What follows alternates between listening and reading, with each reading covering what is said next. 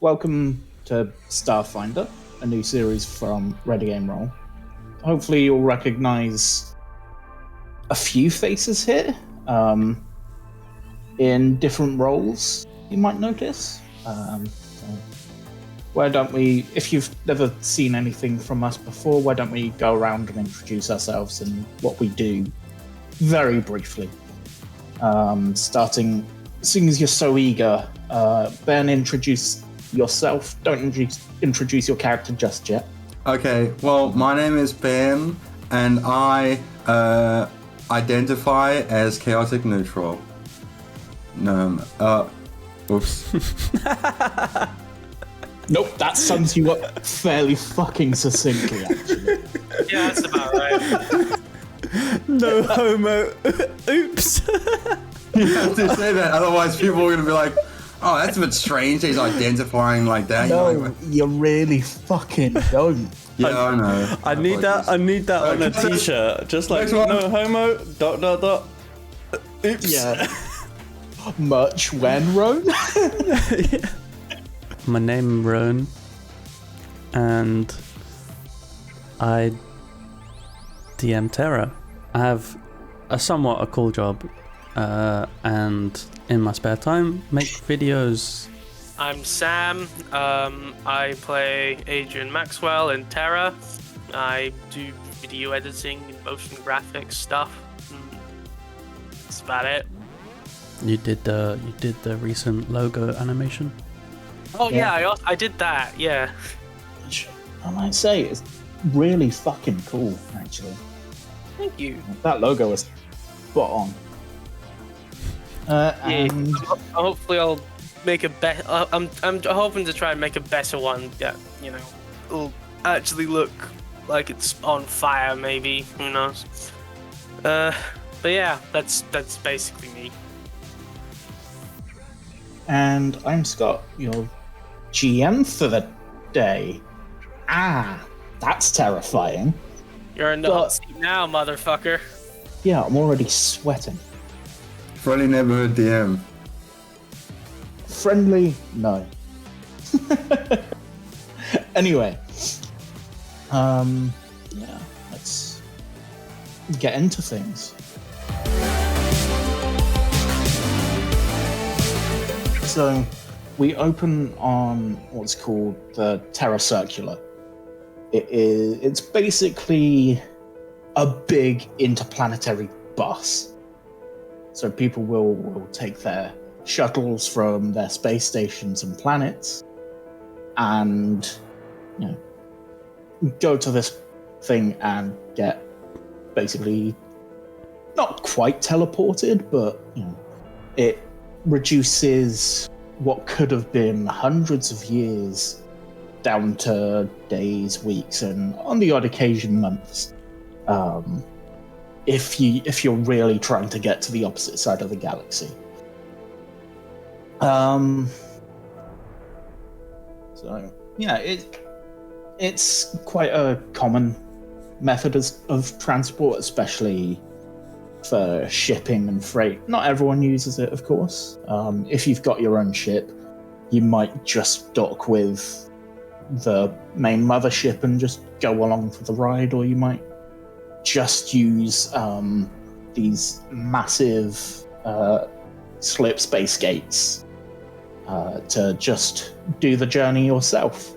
Think of it like the Channel Tunnel, except instead of just one train, anyone can use it. That's a thing that only Brits are going to get, isn't it? But anyway, we join you wonderful, wonderful people on the inside of this massive, miles-long starship.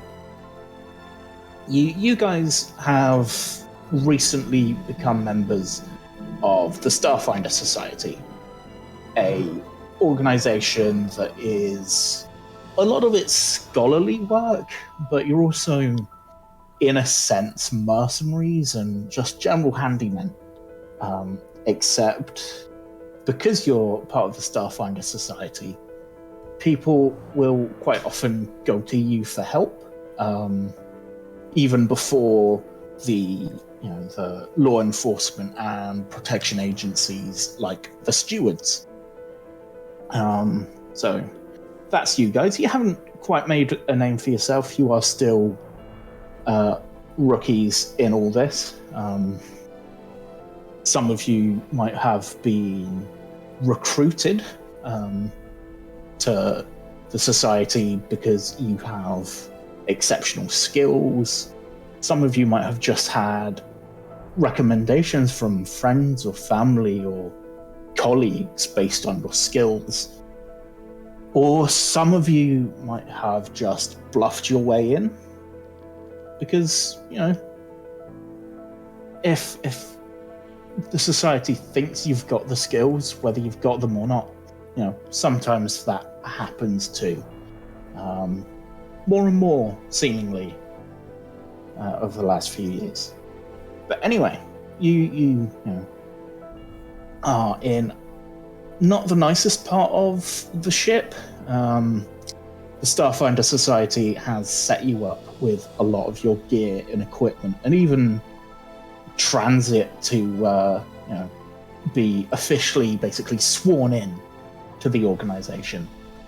But they're still a large organization that wants to save money. So while you've got your free tickets onto the circular to get to what is called Solomon's Ring, it's basically neutral ground for the organization, because the Starfinder Society started out as an organization born from the early adventurers guilds and magical organizations of Terra.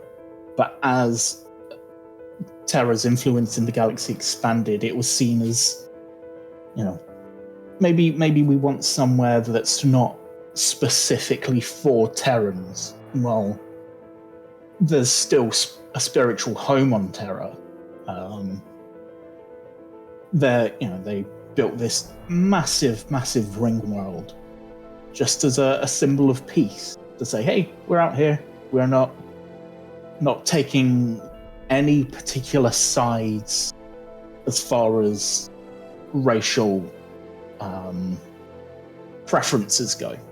So, regardless of which side of the galaxy you're on, you are welcome. But yeah, needless to say, they skimped on your tickets a bit, and you're in the lower decks, and your seating and sleeping arrangements are not great, shall we say. If you got a cabin, it's more like a hard light wall that might fail in the middle of the night and get you stabbed. But for now, as far as the ship's time, it is roughly midday. Not that means much in space, especially in slip space, where you don't, to look outside, even through a screen, would probably drive you a little bit insane, given that anytime you translate into slip space, you are effectively entering a space between realities, where every time that portal opens, something just gets dragged in from another reality. So it's maybe not the nicest place to be looking out of, but somehow there is still life there, apparently. But so we join our merry band of misfits who do not quite know each other yet. Maybe you've bumped into each other on entering the ship. You might be next to each other, but let's hand over to, just because you're at the top corner, Ben. Introduce your character, bit about themselves, any preferred pronouns, and what brought you here. Sawbook applied and did all the paperwork for being a Starfinder mercenary. I want to be this large, chunky, scary-looking Veem. Vesk. I've gotten the race of my character, right? So I'm this. Sorry. Yeah. Veska, big burly lizard dudes. Exactly. Like the bears of the alien Starfinder society. And I'm a big chunky mercenary. Got all the gear that I need. I've only brought 2 reloads of ammo because that's very important, you know. And I'm ready to rock and roll. You know, I signed up to work with these nerds to document and find all this nerd stuff. I'm just there to make sure that everything goes down smooth and safe. My big ass cannon. I imagine, Sobok, you are taking up 2 spaces.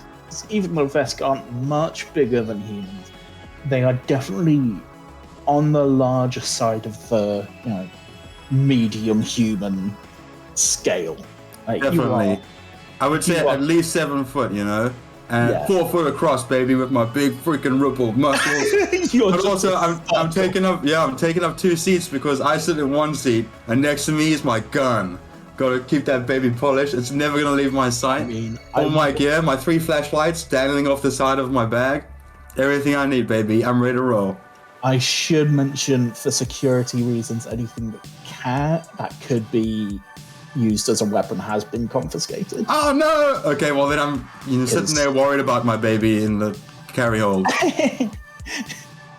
Yeah, you can't carry, what was it, a mining laser. Yeah, and I carry on luggage, I'm afraid. I'm sitting there and I'm thinking about my baby, and I look over and I see this scary looking mouse creature. So I'm just gonna eye him up a little bit, see what he's been up to. Oh, Okay, that's good. you don't see me. Oh, okay. Okay, but that is a good segue on to Rome. Where are you in relation to the ship, knowing what you are? You don't see me because I'm not in the passenger cabin. Ooh. I have stowed away, basically to avoid prying eyes or inspection or anything like that. I am probably hiding somewhere in the cargo hold or in the maintenance hatches somewhere or something like that. And I am a very small Isoki, which is just imagine Shredder from Teenage Mutant Ninja Turtles, but smaller. Splinter, do you mean?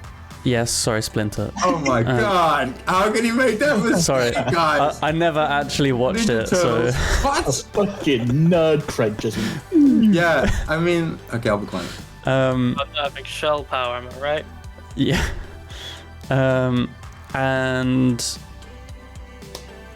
So basically I'm a humanoid rat, about 3.5 foot tall.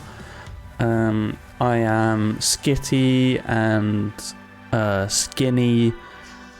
I've got scars all over my body, my ears probably got a large chunk out of it. Probably some kind of muted brown tone of fur with again a grayish fleshy tone for his ears, nose and tail and stuff. And I am currently sat somewhere in the cargo hold tinkering away at a piece of machinery, talking to it,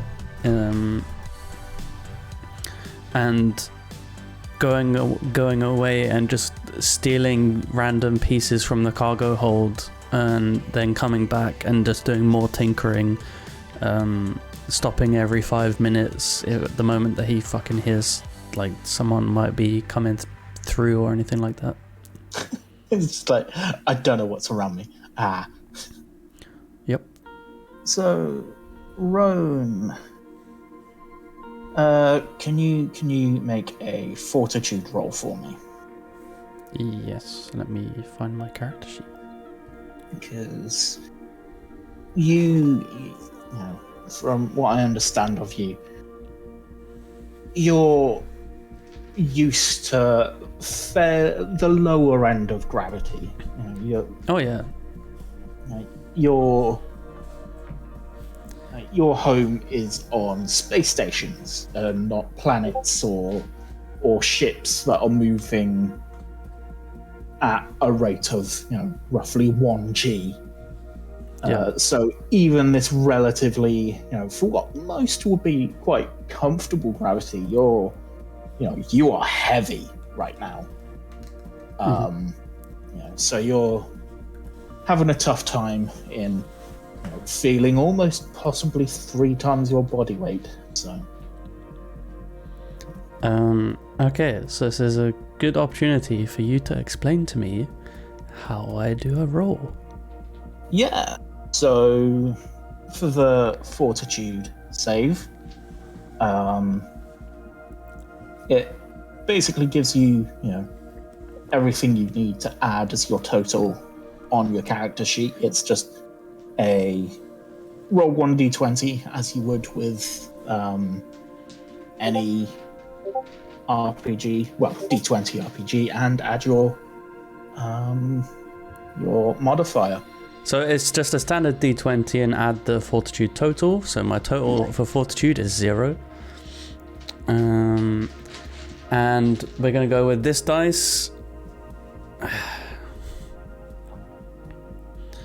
Yeet. That is a 14. Okay. Yeah. You're uncomfortable, but you're uncomfortable in 1G. But you have occasionally made trips to the surface of your home station in the past for picking up and possibly illegally procuring supplies. I don't think that's much of a stretch to say that not all of your equipment is, legal salvage. Yeah, pretty much like none of my stuff has been like earned through hard work. Yeah. But yeah, you're uncomfortable. Carrying your own weight around at the moment is a bit of a challenge, but you're all right. That's why I'm trying to stay like somewhat stationary. Yeah, you're just yeah. Yeah. Someone who is quite comfortable with this gravity, however, is Sam's character. Yes, so what was I? My character is what are the names? An SOR. There's an SRO. So SRO, yes, a sentient robotic organism, which basically means I am robot. I have been sent off by. Oh, hang on, should I be saying that right now? Yeah, you can introduce cool. your character like that. My character has been sent off. Has been created mainly through the efforts of the Starfinder Society, to help in the research and discovery of the disappearance of magic that is happening throughout the galaxy.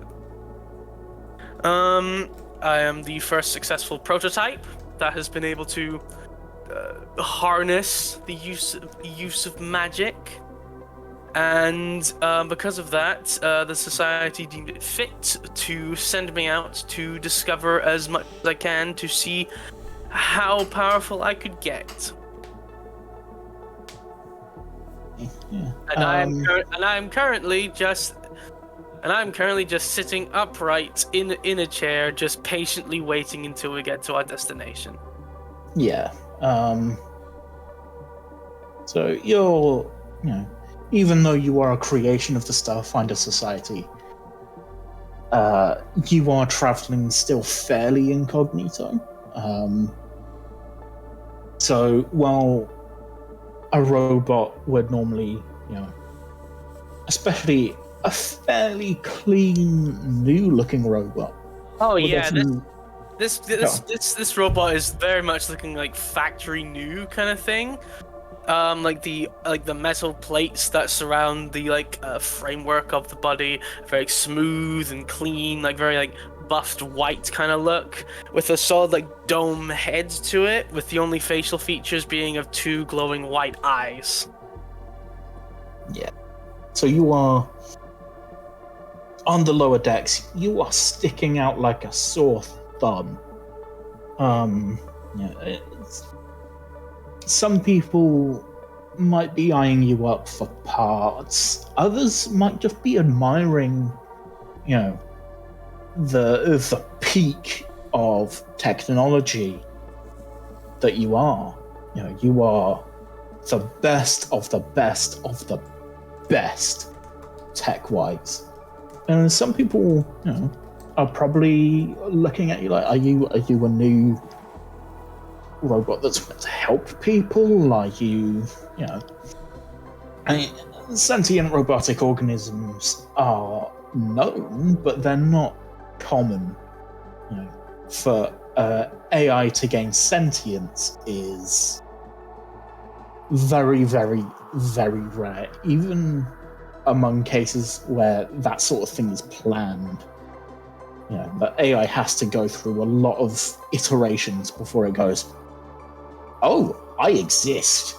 This is fun. So yeah, you're just in this. Sawbook thinks you look like a business pleasure model. Okay. Yeah. I'm now picturing that you two are sort of opposite each other in this very cramped sort of space. Just, Sobuk's just looking, just like, you are clean. You are probably worth money. Again, just like the whole time, unless somebody speaks to him, he just sits there patiently waiting until we arrive. Yeah. So yeah, you guys have been on this journey now for a few days, a very uncomfortable few days, I might add, because you are allowed to move about the ship at will, for the most part, but some places may not be familiar or very accepting of other people. This is a big ship that caters to everyone at some degree.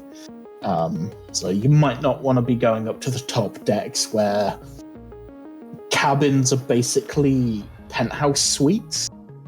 Whereas, as I mentioned earlier, in the low decks, your cabins are hard like walls, that effectively act as privacy curtains.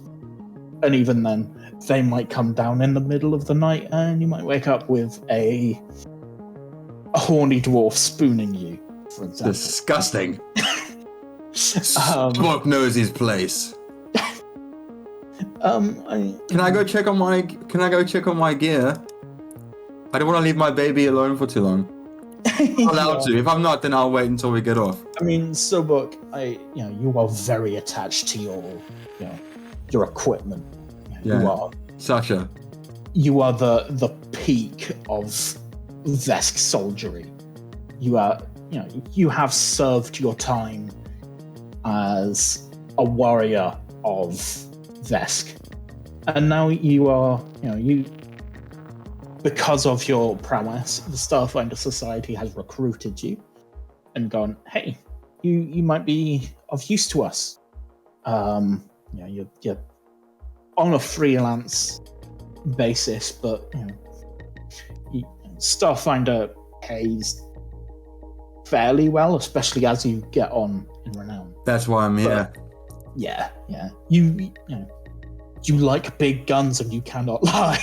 Yeah, and also because of the Alliance, there's no longer a war going on, so I have to go and get my action from somewhere, and I know that this staff venturing bullshit At least it's like the Wild West, and anything can happen. I've heard some stories, so that's why I'm here.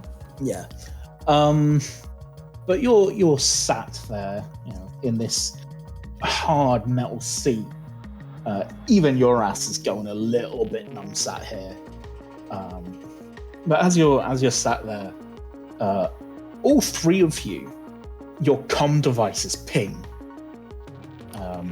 I didn't buy a comm device. Didn't you? Oh, comm device. Sure you did. A comm device. But I only have an hour's worth, so I'm only turning it on to check my emails. I mean, Okay, perfect. My comm device pings. I'm ready. Just Scott, just tell me that this train has fucking charger ports Free on the Wi-Fi. seats. Yeah, Christ, please. yeah. Alien Wi-Fi is so trash. Can't. I mean, the Wi-Fi is like southeastern trains level Wi-Fi, so Perfect. it's not great. It works sometimes. You have to confirm cookies before you're allowed to access it. And even the charger ports, you have to plug in, unplug, bash it a few times, plug in, unplug, bash it a few more, and plug in, and only then will your device start charging. But anyway, all three of your devices ping. And even though you haven't been sort of officially sworn in yet, you have your Starfinder licenses and therefore are able to take on jobs.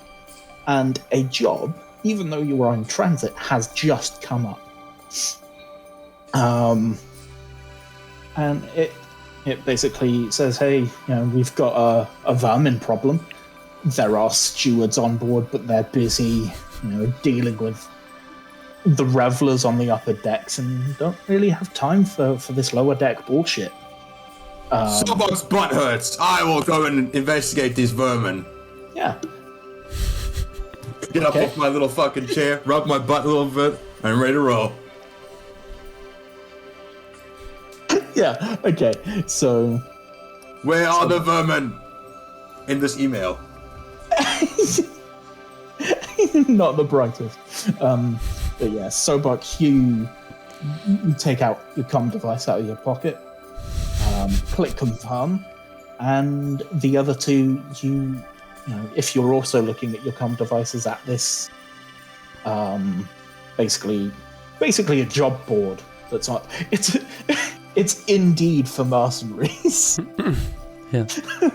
And it just comes up that someone has accepted the job. You are more than welcome to join also. I'm going to look at my wrist PDA, and I'm going to scroll through and kind of... Can I ascertain as to whether I am the vermin that is required elimination of? They've noticed your droppings around the Bearing in mind that we've been in transit for a few days and I've probably gone to the cafeteria and stolen food, and I've probably gone up to the top deck and stolen a few pieces of jewelry and things to try and sell.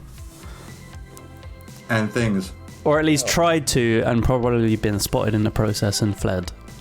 Can you... Let's have a look. Make him roll. Make him suffer. Can you roll me a stealth check then, please? Yeah.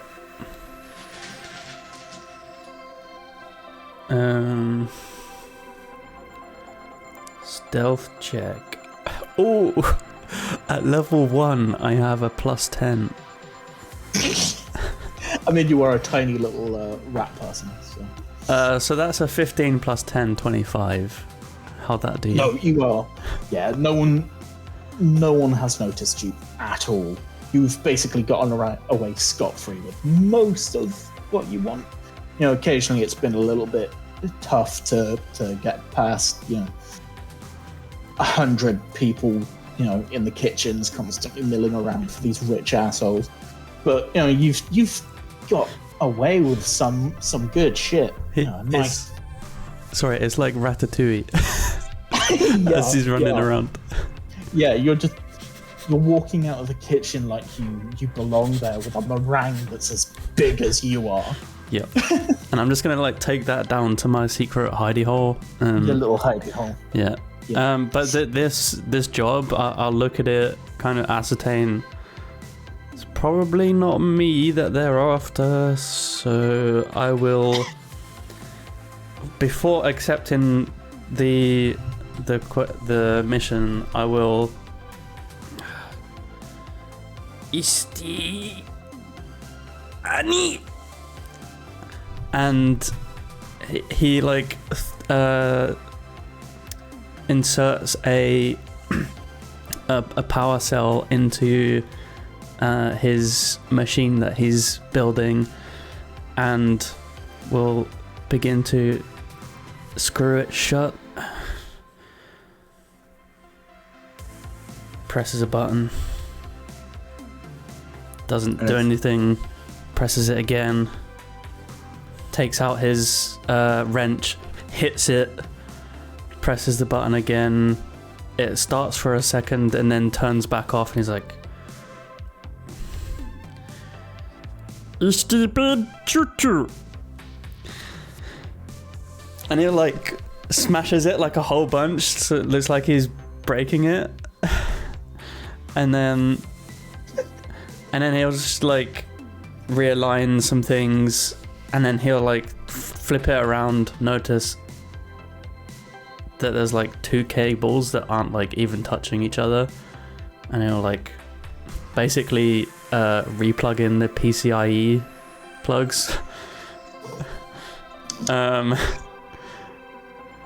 then like it immediately starts up and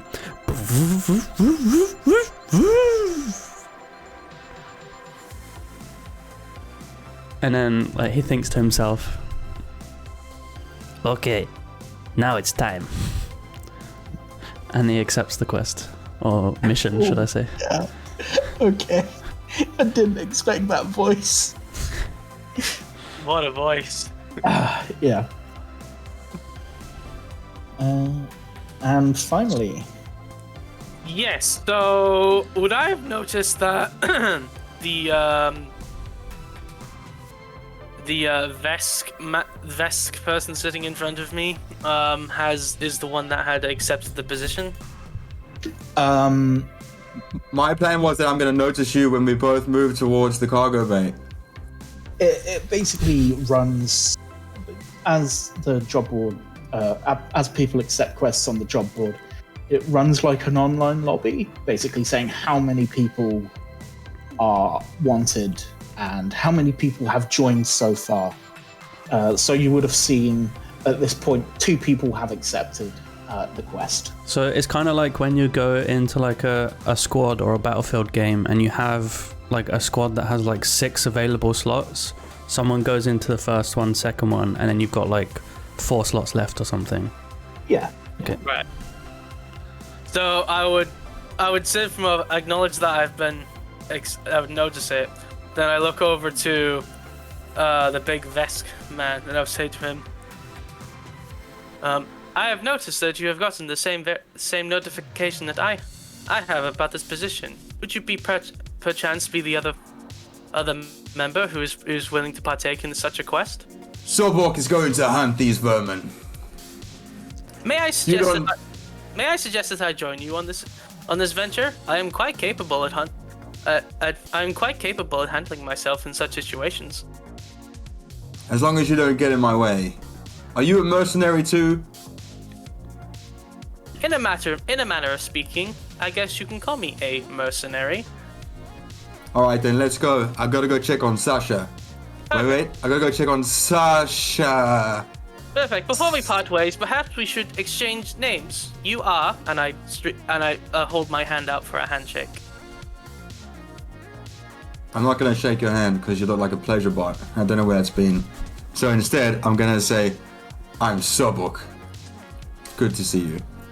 And then we run off.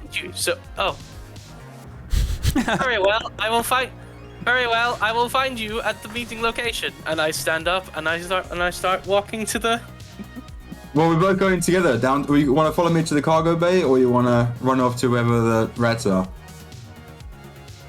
Is what we are needing in the cargo bay necessary? Yes. Very well. Yes. Very well. I shall join you. I should also introduce myself. I am the Mark 1 prototype of the Magically Enhanced Robotic Learning and Integration Network. But you may call me Merlin. Merlin. Let us go. That's incredible. I love it. Like, I knew that was coming, but it's still just... I love when initialisms work. But yeah, all three of you, So, but you collect your precious boomstick. So I'm in the cargo bay then, right? Yeah. All right, perfect. So I see that my bag's open, and I think, what the fuck? So I immediately rush over to go make sure that Sasha's fine. And I notice that one of my battery fucking cells have gone. And I look around the cargo bay, I don't see anything. Can I make a stealth check? Guess To get out of the room without being seen. You can? I will allow this. Who touched Sasha? Who touched my gun? Oh, what happens with nat ones in this game? You die. Oh, that's just a crit fail. That's just a standard crit fail. Fair enough.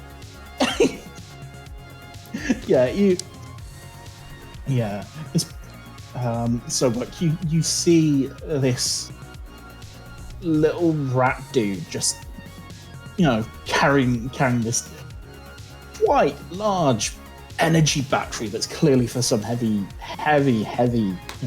ordnance. He's installed it in that shitty little machine that he's been creating and hitting with a hammer. Wrench. I mean, you wouldn't have seen that bit, but Yeah. He's just no one sees me, and this place is a fucking mess of boxes and cables and bags, and you're in such a rush that you trip and fall right on your sniffy little nose. Get fucked. And you have been seen. I see him gunning. He just stops. I see him gunning for the entrance. I point to that little son of a bitch. He's gonna activate the drone. Lasers, power battery. He's sending the drone straight head first at the dude as a distraction, and then he's gonna try and run away. Stop it, Merlin! Merlin would like to...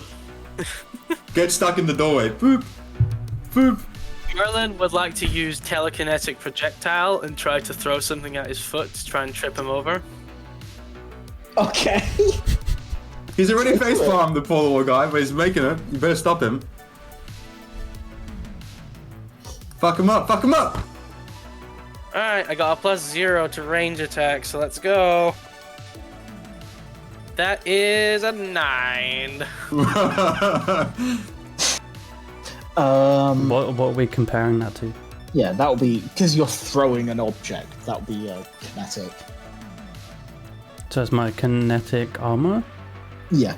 It's 14, so... Oh, fuck. Yeah. Well, then you use your magic powers, just... and it just whizzes right past this little rat's head. I'm running. Fuck. I'm gonna recall. I'm gonna recall my drone so that it follows me, and I'm gonna run. Okay. Out of the bags, I just see this little drone go zzz, flying right past me. I'm like, what the fuck? This little rat done? My power bag. He thinks he's been made. He thinks this is yeah. He thinks he's been found. So Yeah, as far as you're concerned, this is the stewards that are coming to arrest you. Yep. You're just like ah. But yeah. Are you heading anywhere particular, or are you just going to meet at the rendezvous point for where you're going to get the rest of your quest details? Yeah. So I was going to attempt to slip these guys. Yeah. Going into the vents or something. and then I would like to make my way there after. Yeah. Roll me another stealth roll just to see how you do getting around, sneaking like a little rat. Okay. I've just posted a little picture of something similar to what my drone looks like. That's cute.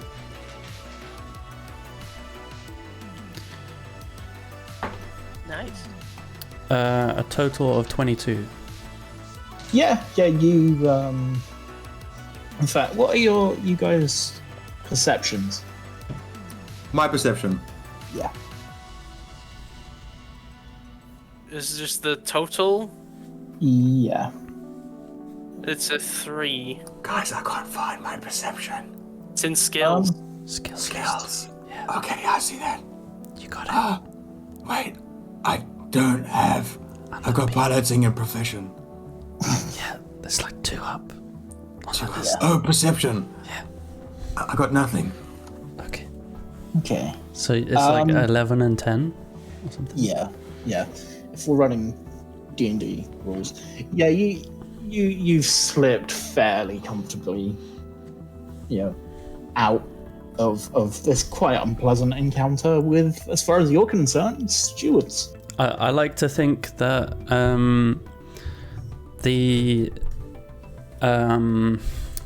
what's it called? It's not the toolkit, it's custom rig. His custom rig, I don't know specifically what it is physically, but I imagine it to be like a part of his attire that he's wearing, and it's just got like bits on it. But with a mix of the backpack and the drone, as he recalls it, like he presses the home button on it, it mounts onto his back, and then he crawls into the vents. I don't know why, but I'm imagining like later levels, you just turning the drone into like a little fucking helicopter pack. Yeah. Yep, literally, like I don't need a jetpack, I just turned this guy on. Yeah. I mean, you can make a saddle for it. So. Yeah, so I imagine using that saddle as just a way for me to, instead of it being an actual saddle, it like carries me just from my clips back. onto your back, and you're just like. Yeah. But yeah, you escaped the two people that were trying to arrest you. Though, as you start to find another little cubby hole and start making your way towards where you've been instructed to go, you do think you've never seen such a clean white robot before, and you've seen Vesk in steward uniforms, but now you think about it, you don't think that was a steward uniform. They're normally a bit more blue and gold. Can I do like some kind of check to try and figure out information about this robot thing that I've just seen? Yeah, you can do. You little pervert. Little robot pervert. I turn to Sobak and I say, "Strange. I did not notice that there was an additional Yosoki in our cabins. Were you aware of this?" Sobok thinks that's the vermin we're here to expel. I do not believe that is the case. Also, I would refrain from using that kind of language around the Yosoki, as it is, and as records indicate, it is seen as very offensive in their culture. Can I make a... I don't care much for that. He stole my power. It stole my power pack, and I want that back. It touched Sasha. That's fair. Can I make an engineering check? What kind of check? Profession, mechanics, or... Either engineering or profession mechanics. Okay, I'll go engineering then. Sorry, quick question as well, just to interrupt. Scott, so I ran down to just grab some stuff that we could use to hunt this vermin, right? Yeah. So I know I'm not allowed to have my gun and stuff, so I'll probably leave that there. But can I take the rest of my gear as well? Or because I want like the flashlights could be useful trying to find fucking underneath sinks and stuff. All right, good. So I grab my stuff, but I leave Sasha. How big are these rats that I'm thinking? You know what I'm saying? I mean, or you've been told that you've got a quest. And Therefore, I have the right to carry my weaponry. Yeah. Okay, cool. Then I grab everything. Yeah. And then if you accept this quest, you can. I have the right, the legal. Look at my paperwork. It's my legal reason to carry my gun. Yeah. So well, then me and Sasha and Merlin, we're gonna start heading off towards the place as well. If that was the case, then I would have also retrieved my laser pistol and knife. Just before we left. Savok thinks those are cute weaponry. Let us go, robot man. Strange. What kind of weapon how do you find this weapon aesthetically pleasing? Savok does not find your weaponry aesthetically pleasing. He, however, this is Sasha. Artillery laser. Oh yeah. Does 1d6 of burn damage. Piercing. I am unfamiliar with your logic. You say that this weapon is not aesthetically pleasing, yet you described it as cute. It's because you have tiny baby weapons. Where Sasha is big, meaty, hunky woman. I take her anywhere I go. Weapons Come, we haven't got time to discuss. We have to fight the vermin. Weapons do not age though. They do not have the form of baby. I've had Sasha for 6 years now. Is She your saved gun me. a baby in your perception? She is Sasha, fully grown woman. What is problem with you, robots? You have a strange way of looking at weaponry. If you keep talking, you will hurt my feelings. And that won't be nice for you. Very well. I shall refrain from commenting on your anthropomorphization of weaponry. I'm not even gonna roll to figure out if I know what that word is. I'm just gonna know that I don't know what it is. And I'm gonna keep going towards wherever we're supposed to be going. Okay. The lower decks. I'll follow him. No, Ryan, you wanted to roll. What did you get? A 22. A 22. Yeah, you know that the Starfinder Society makes robots occasionally for research purposes. You don't know what Merlin's purpose is, and you don't necessarily know that he's from the Starfinder Society, but judging by how clean he is, you can sort of make an educated guess that he's either Starfinder or stewards or some planetary government or a brand new pleasure bot, perhaps. Yeah. Okay. So expensive and new technology, quite possibly. Yes. Mhm. Expensive and new technology. Interesting. I know where this is going. I will scuttle through the air vents, and as I'm scuttling along, I will quickly scroll through the job log and kind of look at if there's any additional explanation before I get there. Yeah. It's not, it just says deal with some vermin being possibly skittermanders. They're fairly small, multi-legged, like six-legged creatures that, like you, have an affinity for getting in the cracks and crevices of interplanetary shit. And unlike you, while they do have a level of intelligence, they do enjoy chewing on cables and getting hold of things that they maybe shouldn't. Okay. But yeah, the three of you finally meet up, basically at an entrance to one of the lower corridors, even lower than where you guys were staying for the duration of your journey. Like this is below even the lowest paying customers. This is a lot of the access corridors and machinery and engine rooms and things like that.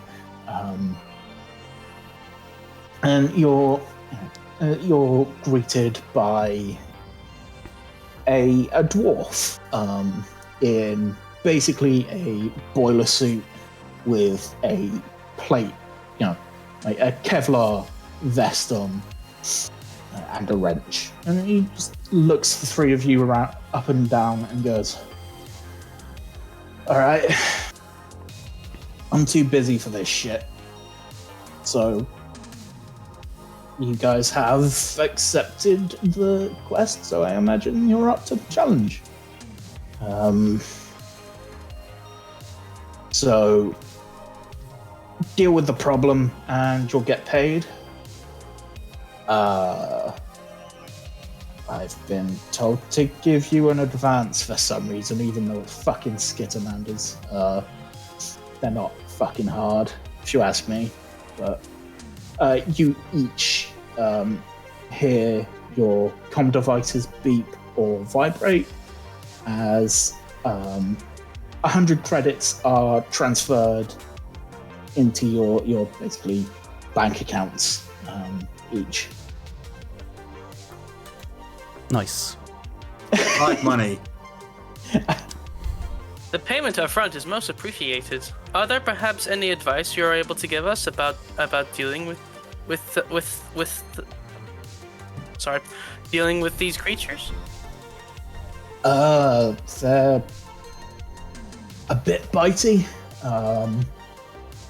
and some of the adults can sometimes be packing heat, so watch out for that. But beyond that, I don't think there's much that you need to worry about. By packing heat, do you refer to these animals as being sexually active?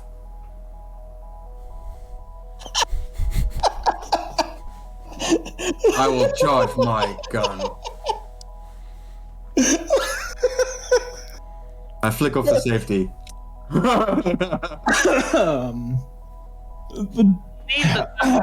I believe the term they meant by packing heat as a way of referencing to the fact that they may also be carrying weaponry of high capacity.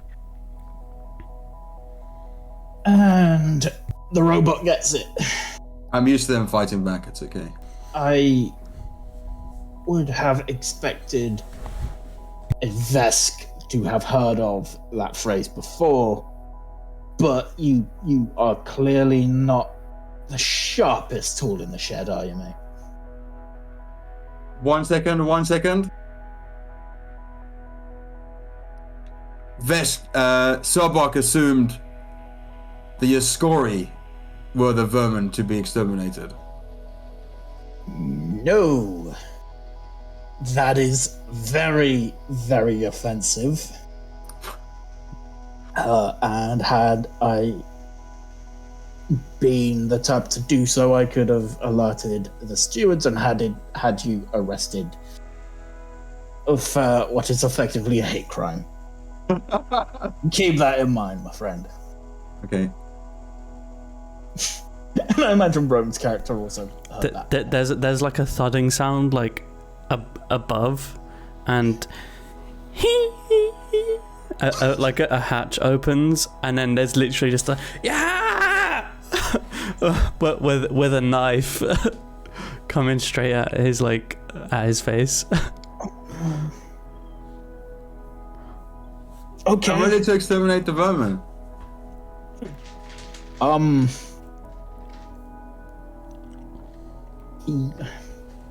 Yeah, as you know, the dwarf looks up, just sees this hatch open, and just very, very quickly, basically pulls out a taser. I mean, I rolled like a 7 to hit, so The thing that runs through my mind. yeah. That's the creature that stole my goddamn battery. I'm now like climbing all over the fucking lizard man, trying to find a way through his armor. Just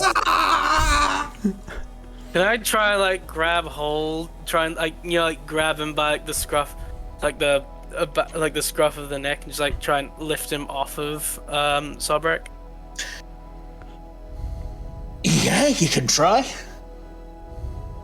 Alright, so what am I rolling for that? Let's have a look.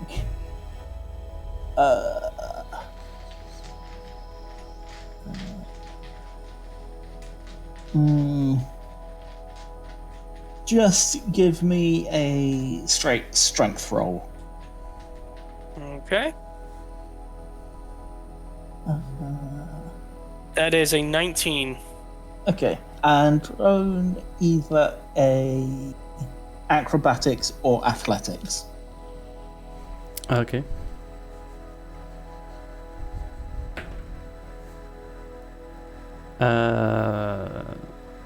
12. Yeah. Yeah, this robot just reaches you and just goes, nope. I'm now just like in his arms, just. Where is my battery? It's Emporia! Ah! Charge my weapon. I speak in Yosaki Yeah. to him, and I say to him, "Please refrain from such violence. We do not mean to cause any harm." You're not gonna do the voice. Someone should mention that he's actually one of the mercenaries. I'm sorry, hang on, I'll do it with Yosaki. Please refrain from such violence. We do not mean to cause harm. This is great.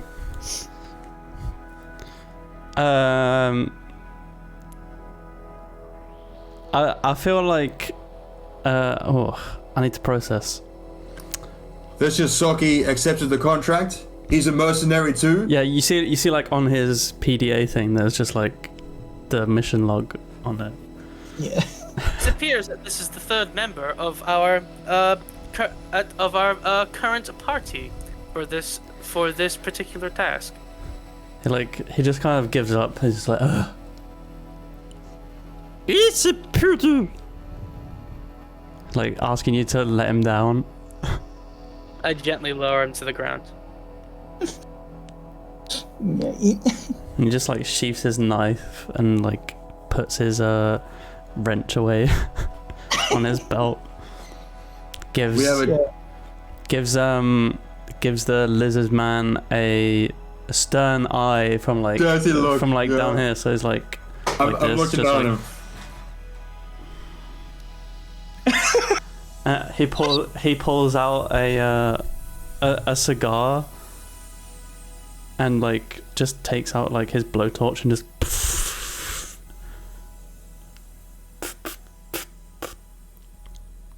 and just bites it and starts walking in the direction of the vermin. Sarbok never understood. Yosaki. And then, like, as soon as you start walking off, like, Merlin starts walking with you I'll tag behind. and says, "Now that we have restrained ourselves, now that we have all come together for our quest, we should probably introduce ourselves. I am the Mark I prototype of the Magically Enhanced Robotic Learning and Integration Network, also known as Merlin." And I stick my hand out for a handshake. What, are you gonna have to like bend down? Are you doing that to my character? Yeah, to you. Sarbok has already met Merlin. You see that my character, it's like kind of, I suppose we're kind of walking side by side at that point. And he kind of stops. And you're just standing there with your hand out. He kind of circles you. Takes out like takes out his wrench and kind of taps like the back of your leg. Ting ting. He just has a little rat, gives you a quick tap on your ass plate. It's like, nice. In common, he says, "You are good metal." Oh, thank you. I see you are one. I see you are one who works in such materials. It is welcoming to know that I am made of the highest qualities. And he's gonna like, he's going to get rid of some of the ash on like, in your hand. Like my hands are like that, so it's just like. Yeah. We have job to do. And you see he like walks ahead and beep, boop, boop. And then you hear like the motors begin to start on his back.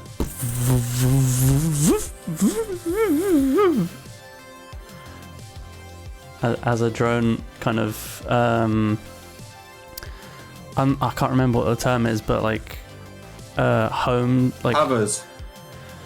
No, there's like orientates, like it orientates it in the same position like every time, like 45-degree angles, says like right shoulder or something. It's where it's programmed when it's deployed. And then he will send it ahead as he sits at like a corner somewhere, just smoking his cigar. Very well. Let us proceed with the hunt of these Skitamanders. And he draws his laser pistol and starts walking towards where the drone went. He like holds out his hand. Wait.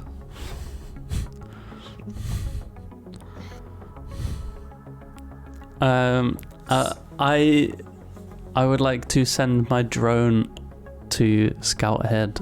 It has a camera, so I can send it forwards. I can't relay the screen, so I can't see what it sees, but I can record what it sees for up to an hour.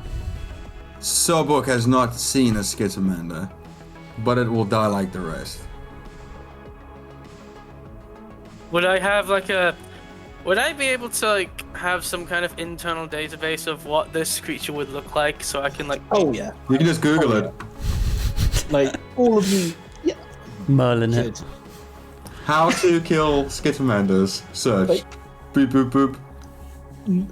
You're all at the very least moderately aware of Skitamanders, what they are and why they are sometimes a problem, especially for larger ships like this, where there are certain areas of the ship that may not get used or seen for a good amount of time. Yeah. So you're all aware of them. I'm fucking scared of them because they're like the same size as me, right? And they've got two extra arms and they're fucking feral. I'm basically prey to them if there's more than one of them.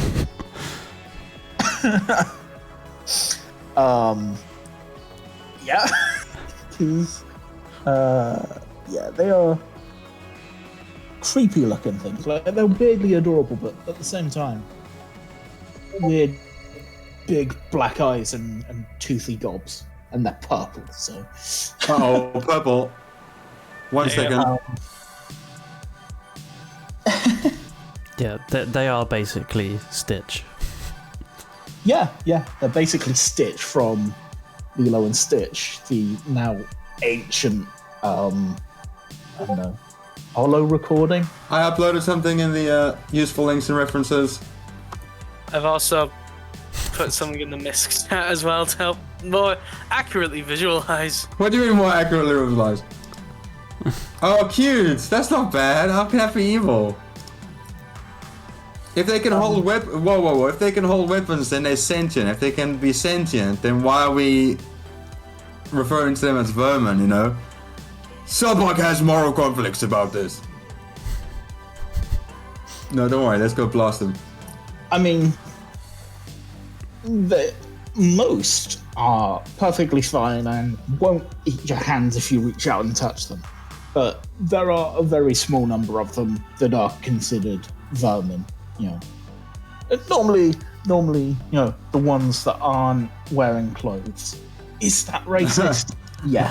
This universe still isn't perfect. Like it's. You know.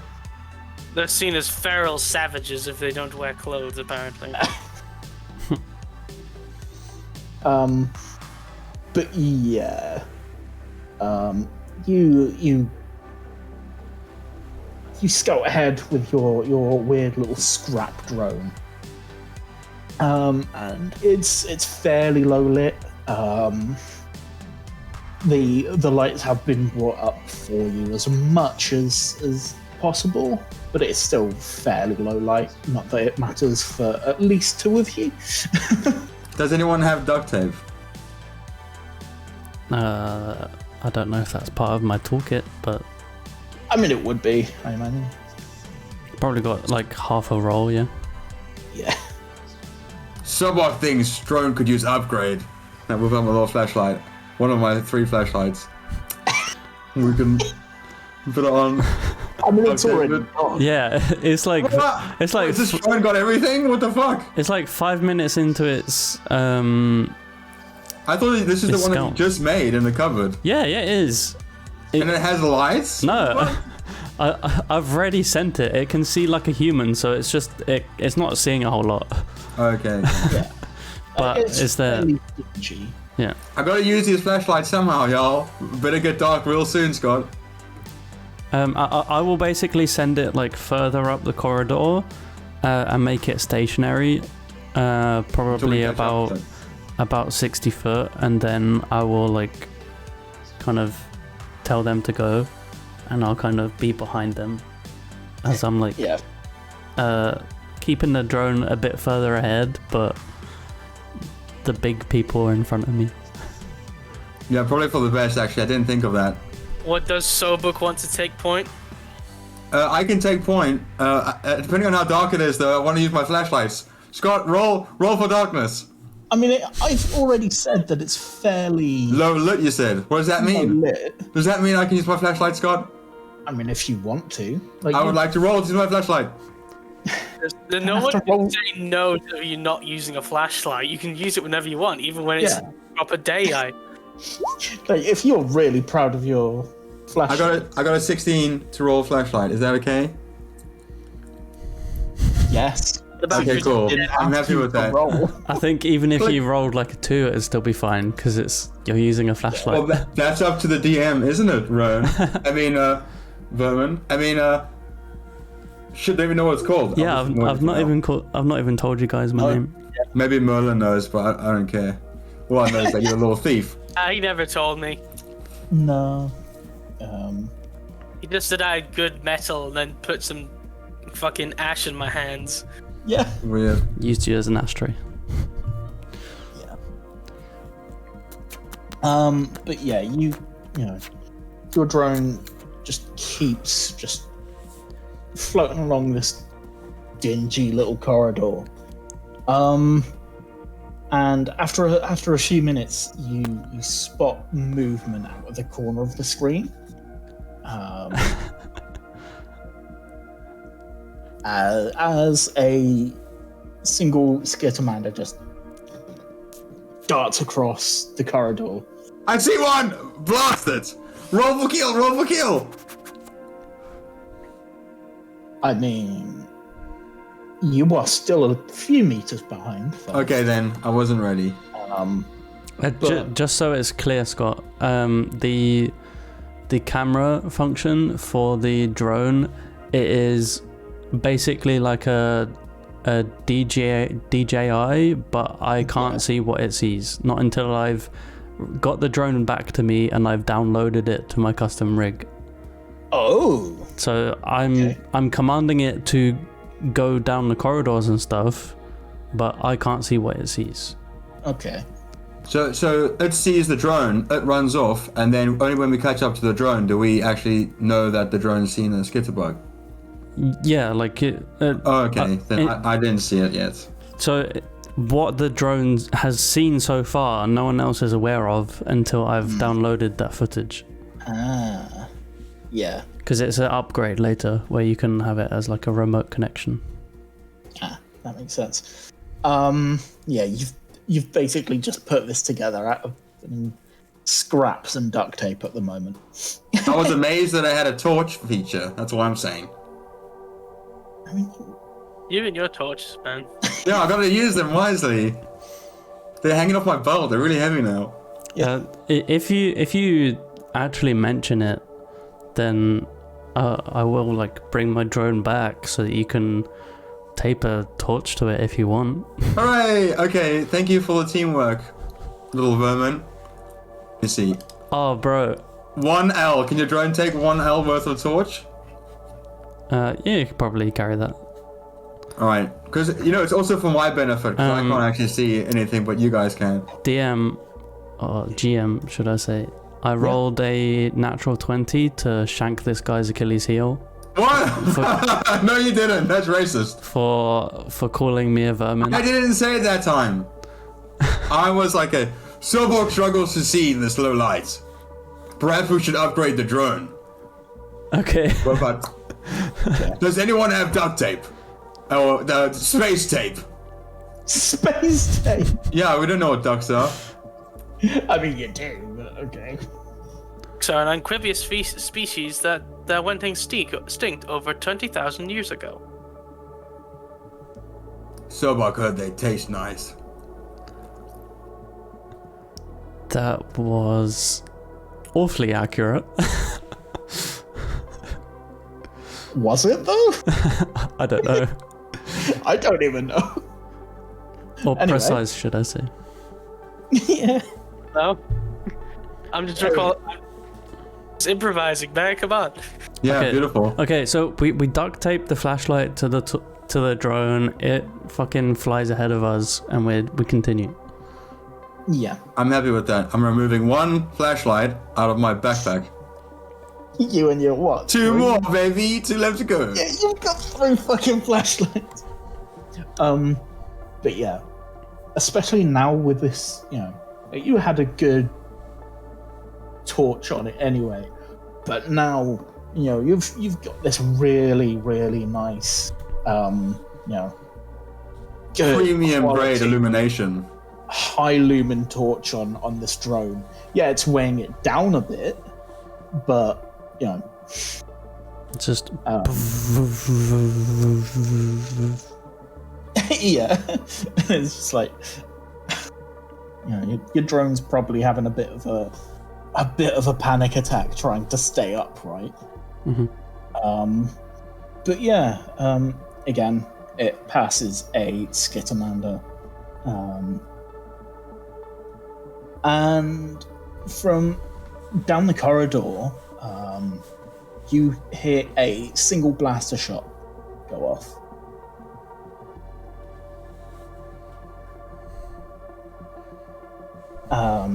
And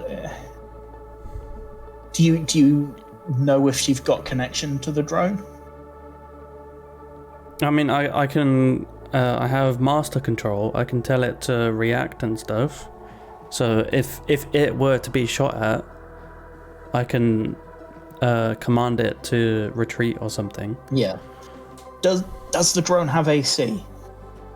Armor class, yeah. Hold on.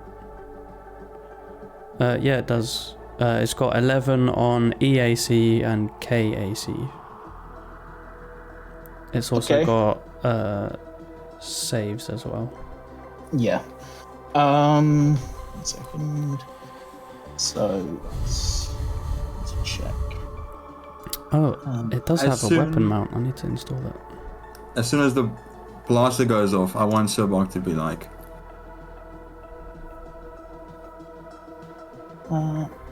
Okay.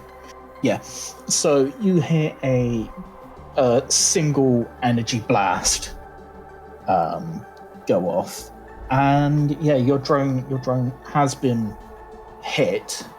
You can ascertain. Oh. Peter. What? How much damage? 1 second. Where is it? It doesn't say it's HP. Yeah, 4 damage. Right, so the shot goes off. Sobok flattens himself against the side of the tunnel, or the passageway, points his gun up towards where it came from, and he turns around and he says, "Careful! Oh, I found it. These Skitamanders are in heat." No! I mean, they are now, because that's canon. It's just a horny Skitamander. Yeah. Okay, so you said 6 damage. 4. 4. Okay, all right. It's got 10 HP, so it's down to 6 HP. I will immediately send it to retreat. You control. It can take a swift action.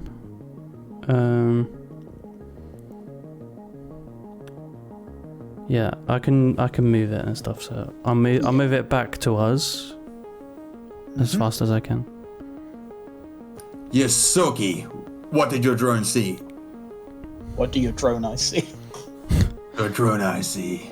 I will I can sense the orcs. I will pull out a cable from my datapad, and I will hook it into my drone that's still flying, and I will press a few buttons, and then suddenly like lights begin to flow from the drone to me, and I'll press a few more buttons, and then I'll hit play, and then I'll like scrub through like the 5 minutes of recording or whatever and see if there's like anything that stands out. Yeah. And that's when we see the little creature darting off. Yeah, you have seen this little purple thing dart across the corridor and just for a moment lean out. Blast! And yeah, the screen shakes a bit and almost crashes, but you manage to get your drone back in one piece for now. They're packing plasma as well. Okay. I'm gonna just recall it to my back and keep it there for now then. Yep.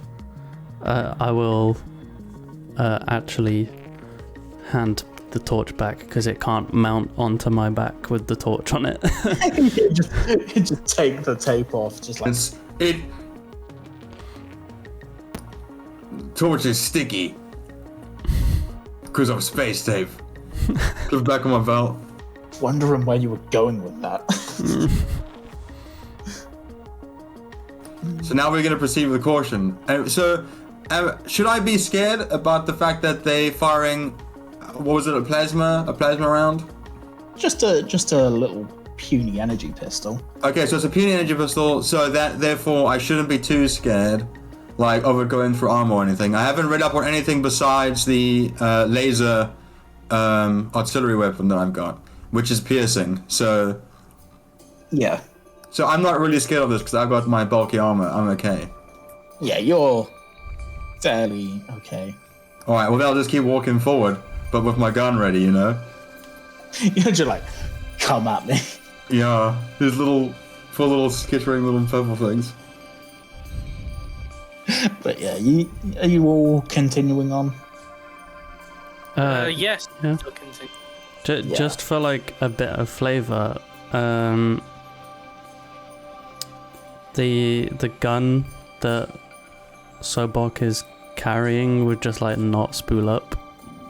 Oh fuck. Oh. What have you done? I'm just staring at Sasha. I'm just holding her, and I'm like, I flick the safety, and Sobok's like, his brain's just thinking like, flicked safety, spin, shoot. No spin, no shoot.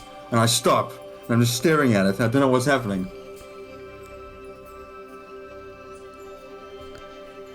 I need help. Someone help me. She's just like completely dead. I start trying to manually spin it. It's not working. Fuck! Sasha's broken! My baby! You've just... I put her onto the ground, I take out my flashlight, and I'm trying to look at all the components and stuff. Oh! Oh! My fucking my battery E-pack compartment's open. Son of a bitch. It appears that you have not been that you've just all you need to do to fix this situation is to load a new battery inside of this machine, inside of your weapon. Sobok had battery. This is you, Ron. I'm staring at you with these eyes. These little lizard eyes. He just stares back up at you, smoking his cigar. Alright, then I'll root through my backpack and grab a replacement battery. And I'll put that in, and then I'll make sure that I fucking seal that with some freaking space tape. I don't want that little that thing to get back to my. Listen, I'm describing it as vermin, but unless I say, Sobok says vermin, then I don't want you guys to get offended, okay? Mm-hmm. Okay, good. Alright, flick the safety now, kicks into life. Alright, now we're ready to roll.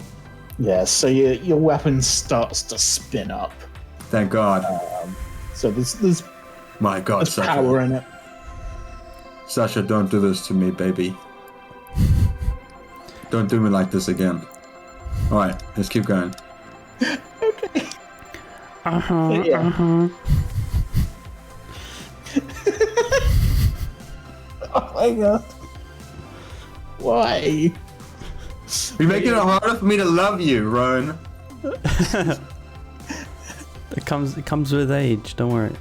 I'm gonna love this little robot before I love you. Oh, no. Just lucky. That's the plan. Please no. But yeah, you guys continue down the corridor. And it's fairly quiet, for the most part. And then, just as you're, starting to think that this thing's fucked off to another part of the ship, especially with your dark vision, especially, a rat and a robot, you guys see in the dinge two beady eyes just sort of reflecting what little light there is. And I want you all to roll initiative. Okay, that's D20, right? Boy. Yeah, boy!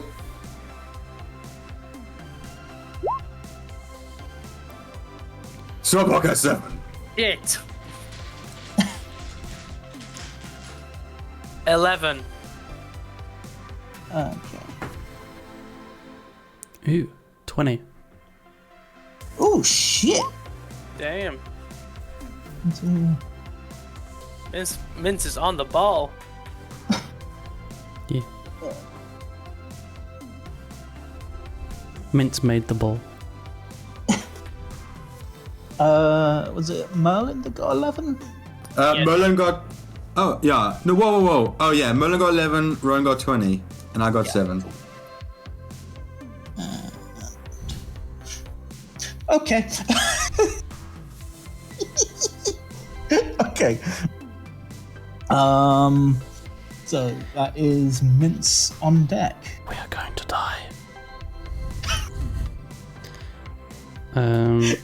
Is that your action? We're all gonna die here. So we've made contact with them, right? We see them. Yeah, you've seen it. Okay. Don't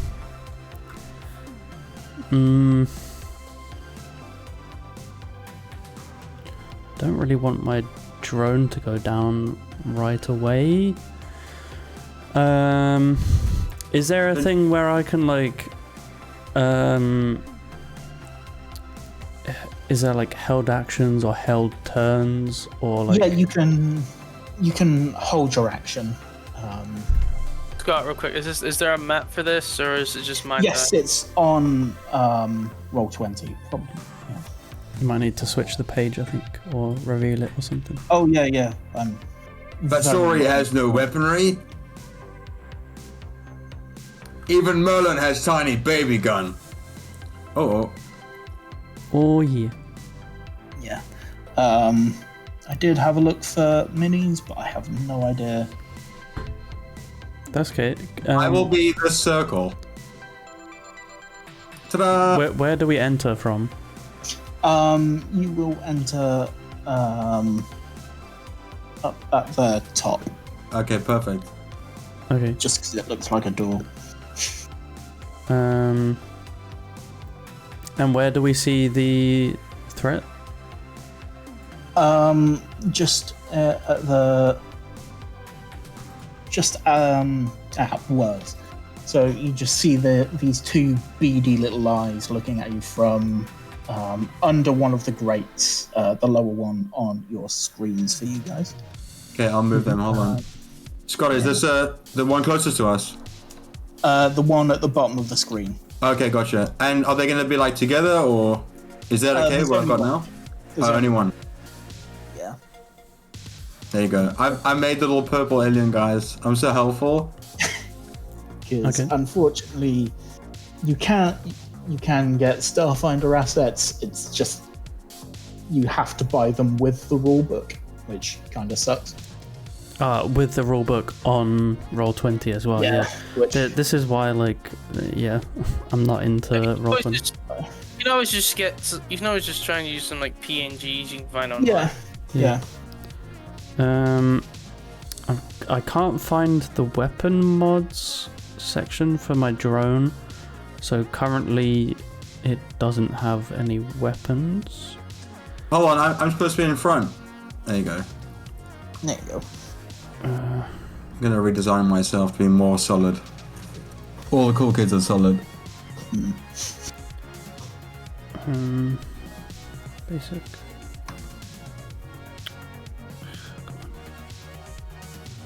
Ron, are you the white one? I'm the No, white one. I'm brown. Oh, okay, I was gonna say one brown one for you, solid, and then one brown one for the robot without solid. That I'll be able to understand that. So Different colors. yeah. Hold on, Soulbox, it's bigger than this. I gotta make this more realistic.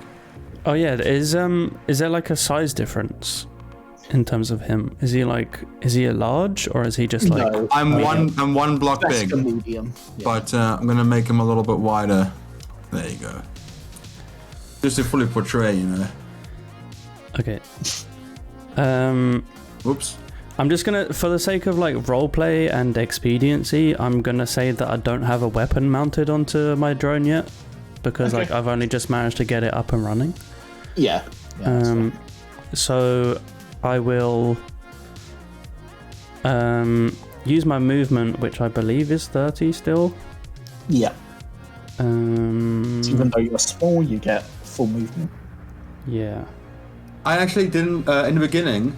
I didn't factor in what my armor does, and apparently reduces my movement and stuff. So I've already put that on my list, but I just didn't tell you guys because I didn't want to show you that I wasn't as prepared as I thought I was. That's alright. Also, I think I'm wearing like armor as well, but I've not factored that in because these character sheets are super in depth. Where's the movement? There, 30. Right. So I'm assuming each square on here is 5 foot. Yeah, I don't think it's quite lined up because that's a ball ache. Yeah, no, that's fine. I mean, we can just move them freely. So Yeah. So I'm going to go 5, 10, 15, 20 behind here. And you said is it under the vent currently? Yeah. So we don't have direct line of sight. No. We just know its location. I'm going to reach into my belt, and I'm going to pull out what you could clearly see was a holstered pistol. A tiny holstered pistol. And there's going to be his survival knife in his other hand. And just for the sake of it, just because I don't want to like let up my turn, I'm just gonna take some pot shots from behind cover. Fair. Sobok sees the pot shots, turns over, looks at the tiny weapon, and grimaces. I love your super deep roleplay on this character. Thank you, I'm trying very hard, but I'm not very good. It's very abstract sometimes, and sometimes I even go into Russian or Scottish. I mean, I think the only consistent accent so far has been Sam. Sam wins, beep boop. I am robot, beep boop. But yeah, sorry. So you're holding your action? No, I'm taking shots. Oh, you're taking a shot. Okay. Yeah. What did you roll? Okay. Well, so can I see it like at all in order to take shots? Oh yeah, that's true. It is slightly. It's just hiding under the vent. Like you can see it, but I'd give it a cover bonus. Also, I just realized, what if this isn't the one that shot us? What if this is one wearing clothing, and we're gonna fuck it up before it even like, hey guys, actually, you know? It's in a little suit. A little business suit. It's like, I'm actually a salesman. I'm here to talk about Jesus. In one of the Alien Archive books, there's a race of otter people, and one of the images they use for them is this little dude in a suit, and I'm just like, Yes. This man Skidman comes out, just pops out, says, "Hello, boys. I am the president of the Starfinder Society." We fucking blow him away. just Kill it!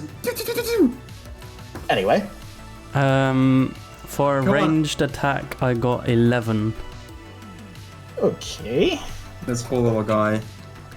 I still think we should talk to him first. What if he's friendly? Is that energy or kinetic? It'll be energy, I think, because it's a pulse caster pistol. Yeah. I don't even know what my weapon is. It's a laser. Is that energy? Okay, thank God. My gun is non-lethal as well. It's like it's designed as A to BB like, gun. shock people and like disable machinery. So like if a robot, not naming names, were to go rogue, I could disable it by. Okay, so the EAC first. I'm acknowledging your passive-aggressive threat, I guess. Yeah. EAC for Skittermanders is 14. Yeah. Holy shit. I didn't, and it's like got a cover bonus, so it's like no. Yeah, no, not quite. That's me. Okay, and Merlin. Okay. Oh wow. Okay. I thought I would have gone further. So, Merlin is 5, 10, 15, and duck behind these crates here. And so, after doing that, see, how much am I able to lift with this? Above 2.55. These vent covers that are over the top of them, would you say that they would be particularly heavy? I'd say so, yeah, because apart from the one that the Skittermander's hiding under, they are fairly well bolted down. That's what I'm saying. Okay, the one he's like, would that weigh less than 5 pounds? Sam, if you lift it up, No. then I got a plan. Damn. Okay, never mind.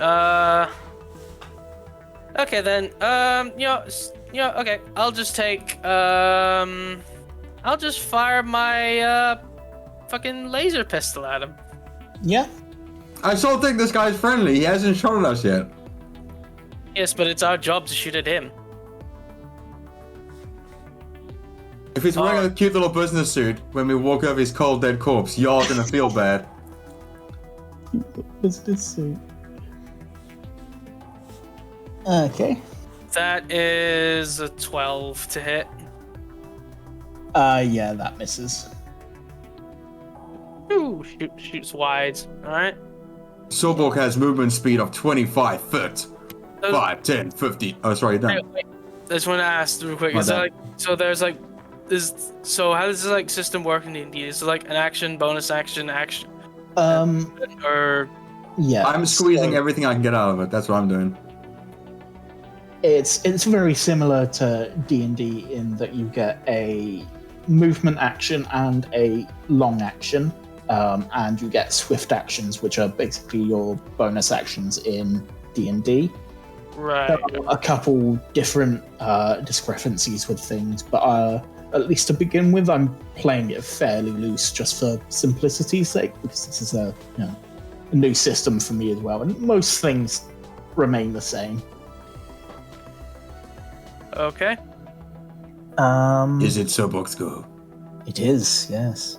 Sorborg is like still ready for action, right? He sees the little mouse run off to the side and fucking spray his gun from behind cover without even looking. He sees the little robot doing fucking jack shit, so he just fucking swings his little gun behind him. He jumps forwards, that's 5, 10, 15, 20, 25. And then he uses whatever he can to just leap into that little fucking crate. He can see that it's a little bit jiggled to the side. He was fucking grab that little son of a bitch, see if he's wearing a business suit. But mostly because this thing hasn't shot yet, he doesn't think he has a gun, so he's thinking just go there and fucking squish it with his little hands. I will say that because you're still a good, few feet away, you can't grab him. I can leap! I want to leap with everything. I've used the momentum of my run all the way there, 25 foot worth of running. I just want to fucking use all my power just to run and jump and try and just land somewhat on it or next to it and just grab that little son of a bitch. You won't be able to do it now, but you can upgrade your long action to a movement action to do that, or downgrade, sorry. Yes, So please. I would like to do that. Extra. If you want, yeah, go ahead. So do I have to roll or anything, or just leave it where I am now? If you want, you can just move that extra few feet. All right, then there you go. That's where my fat, huge muscle lizard body is currently right now. Okay. If it bites me, I'm gonna be really upset with you guys. It is now the Skitamander's turn. Let's see what I can do. Oh my god, he speaks Common and Vesk. Perfect. But yeah, this little thing just a look. Now that he's got a lizard looming over him, he's a tiny little bit intimidated by you. But it's still, he just looks up at you and goes, "What the fuck are you doing here?" And will bite you. No, I don't want him to bite me. What if I get space AIDS? Then you get space AIDS. Space tetanus shots. I don't like injections. What do I have to compare this to? Fuck. So Okay, you tell me. A kinetic. What is this? Bite offense. Oh no, it's a. Oh, it's a weapon. He's got a weapon. Just bite a weapon. So strength is. That's a 14 hit. I've got a 15 armor class, kinetic armor class. Yeah. Does that mean I still take damage, but I reduce the damage? No. So He bites my little padded fucking metal foot. this little purple shit just jumps out of the vent and just cracks you right on your armor, but you're just like Bonk! And I'm like, oh, he's so fucking dead. Next turn. Yeah, and we are back to the top of the round. Okay, I would highly recommend you guys just let me grab hold of this son of a bitch, and then we can see what he knows. Because the fact that he can speak means we could probably interrogate him or some shit. And if you don't hold turns, you're probably going to end up shooting him in the face. Or missing and hitting me. That's all I'm saying. I would like to look around for any kind of machinery that I could maybe hijack or hack or steal or anything that I could use. Any kind of clues or anything for like these guys being here, maybe. There's no machinery, but there's a lot of wires and pipes and things like that. But that's all over the ship, so it's nothing hugely new. Yeah. Okay, so there's nothing in this room that would hint at a reason for them to be here. Not really. Okay. You guys would know that these guys are basically just vagrants.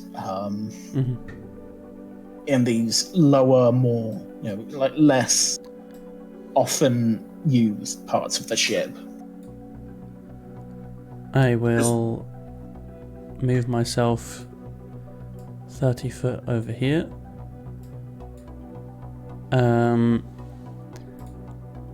And then I will actually I'll kind of stop here. And then I will look into this vent and like lift it up if I can.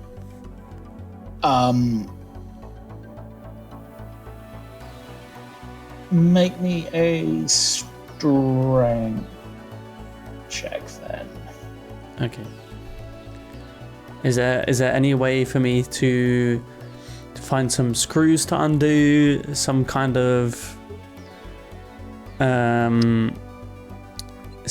like mechanical way for me to use this? If I were to literally have to lift it up with my bare hands, I'm not gonna bother. Yeah, it's screwed in, but it's screwed in fairly tight. Okay. So, all three of these panels, yeah. yeah. Okay. I'll just look inside it then to see if I see anything inside. Yeah, no, there's like you can see that there's some pipes and it's not been cleaned in quite a long time. Okay. Nothing. No hostiles under there then. No. Okay. No. I will get back behind here then. Is that using any of my actions to do that? I'll say, you've moved, and I'll allow just looking into the the gap between the vents as just a swift action. So if you want to attack, you're more than welcome. Okay. If you miss and you blow my leg off, I'm gonna be really upset. Sorry, what was the last thing that you said, Scott? You can attack if you want, or have your long action to do something. I'm not sure if I can. I can't repair my drone right now, so that's a bit useless. What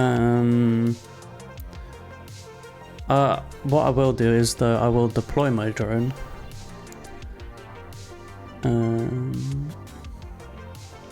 Need to create another shape. We will go with yellow.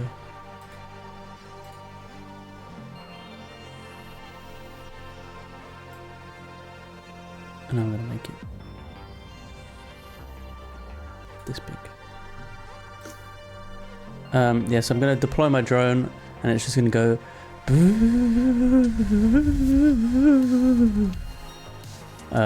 5, 10, 15, 20, 25, 30. That's really not very visible. I'm going to change that color. But yeah, it's just going to go over there and have a look. And kind of see what's going on. It's not really doing much at the moment. It's very low level. It doesn't even have a weapon mounted because I didn't realize that it has a weapon mount, but that's just the mount. It doesn't include the weapon, so I need to buy a weapon for it to use.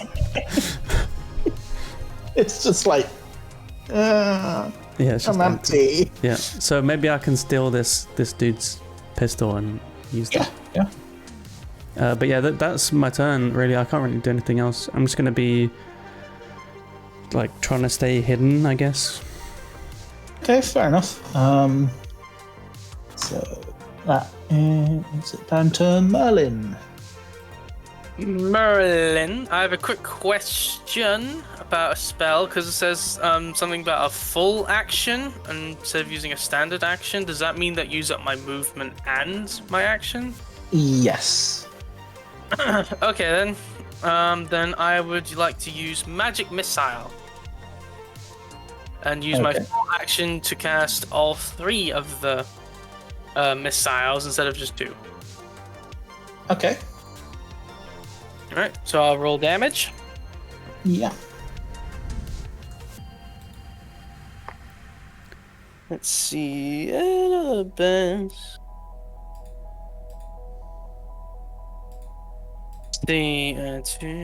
3,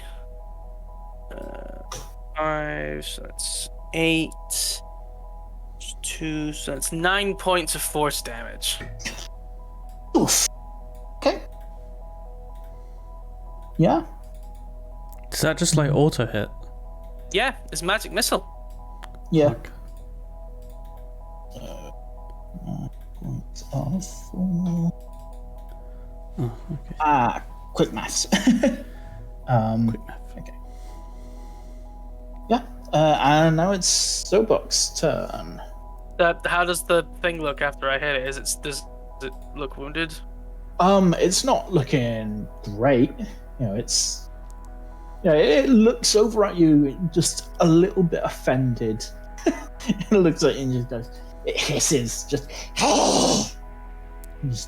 then just looks back up at Sobok, who's still standing over this thing. Turbox right there, right? He just hits my goddamn armor with this little stick where the fuck he hit it with. And I saw it hit my armor, right? And I just looked down and I scream, "You scratched my armor! Why are you on the ship?" And I just grab him. Does it have to roll to grab him? Because I'm gonna fucking strangle this little thing. Oh god, I've got so many tabs open. I will roll to forcefully grab this little thing by the neck. Like the full on the Bart Simpson. Yeah, that's what I'm going for. Also, Ron, I drew you carrying my battery in useful links and references. That's you scuttling your way out the door. What the fuck? Yeah, I couldn't get the battery text to go diagonal, so you have to just deal with the 9-degree battery. What a wonderful piece of art right there. Thank you. I like to help visually represent what's happening. Yeah, just make me a strength roll. Oh yeah, boy! You know it's gonna be a strength roll. All right. Rolling a d20, and then I'm adding. Yeah, this is that. Oh, so I got a 5 on my piece, right? Then I'm adding my score or my modifier. Your modifier. I'm adding +4 to that, so that's 9. Okay. Yeah, you reach down and just grab this thing by its throat, and I'm also shouting at it, "Fire on the ship! You scratched my armor!" Yeah. He's like, "Ah!" Yeah, you just about grab it in your hands. Like, you're big enough that even though you intend to throttle it, your hands cover a good chunk of its body. The face and everything, yeah. You've basically got its head. And then Anne's just screaming at it. It's just like, "I fucking live here!" Uh-oh. Well, that's not good, because if his liver's here, he didn't board the ship or anything to try and get somewhere. He's literally just the vermin that's living here. Yeah. I don't know how I feel about this. Like, if I'm gonna just try and kill it, or if we kind of like gather them up like little business suit wearing otters and put them in the fucking jail until they get exported. You know, I don't know. Is that how do we treat this thing, or would we just kill it? I mean, it's up to you. You know.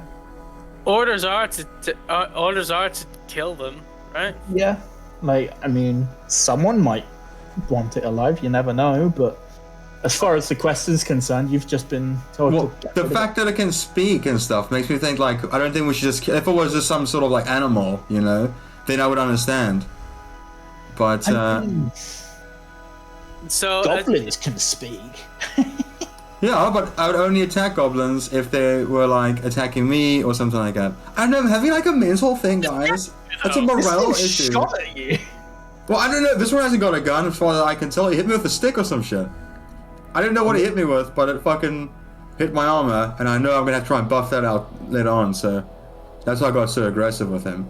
it's Yeah. like logic's a bit flawed there because you said you don't kill it unless it attacks you, and it literally just attacks you. Yeah, but it's like he's just trying to defend himself. You know, I just ran over there and grabbed him because this isn't. I didn't think that this guy had a gun because he didn't shoot us yet. I didn't realize that it wasn't his turn. I thought that he would go first. So I messed up the order. But anyway, in my head, I'm just thinking I don't want to. Maybe you guys can shoot it, but I don't want to get involved with that. I think we should try and capture it. I mean, you've already got it in your hands, pretty much. Yeah, but maybe we should de-escalate the situation. But the fact that he lives here and he's not, I think it complicates things because I can't like I'm evicting him now. Ben, how would you communicate that in character to the rest of Yeah. us immediately Okay. after what you've just done? Okay, so he says that he lives here, and then I'm conflicted, and then I'm thinking I could just keep strangling. If I keep squeezing, this won't be a problem anymore. Or I have the moral dilemma of saying like, oh, guys, he says he lives here. You know, like, right. I'm sitting there, I'm strangling him. I've forgotten the name of the creature. Give me 1 second. I'm looking through my notes. This is why I write lots of those notes. Skittermander. Yeah. What I said I was okay. Don't worry. I look like I'm incompetent, Ryan. Thanks, Ryan. You're welcome. All right. This is a skip reminder. I'm not saying anything. Oh, I'm gonna give it more accurate representation. There you go. The Superman says it lives here. That's it. Okay. Now I don't know what to do. Do I, I mean, just? Whose turn is it next? Yeah, it's top of the round. Well, you guys can just shout shit at me. All right. Has the Skittermander had a turn yet? Yeah, he hit me in my fucking leg with his little armor. Oh wait, yeah, no. That was the Skipping on first habit. round, Yeah, not the sorry second about one. that. Yeah. It's going to try and make. It says it lives here. Wait. And It what now? says it lives here. Yeah. Yeah. I guess the same way that rats say they live in your walls. Yeah, but rats can't fucking speak. Oh yeah. Ooh, shit, ooh. Yeah. This thing, it wriggles. If we can break 3, I'm gonna be really upset, and I'm gonna have to step on it. And make me step on it, Scott. No, it's not gonna do that. All right, thank God. It has got lots of arms. If it scratches me, I'm gonna be also upset, Scott. Don't let it Yeah. scratch me, Scott. It's just flailing its clawed arms at you. And it hits for a 16. Oh no, Does that hurts. beat your Yeah. AC? I think your AC is 15. Yeah, so it does. So it does that. So then I roll for what? How much damage it would do?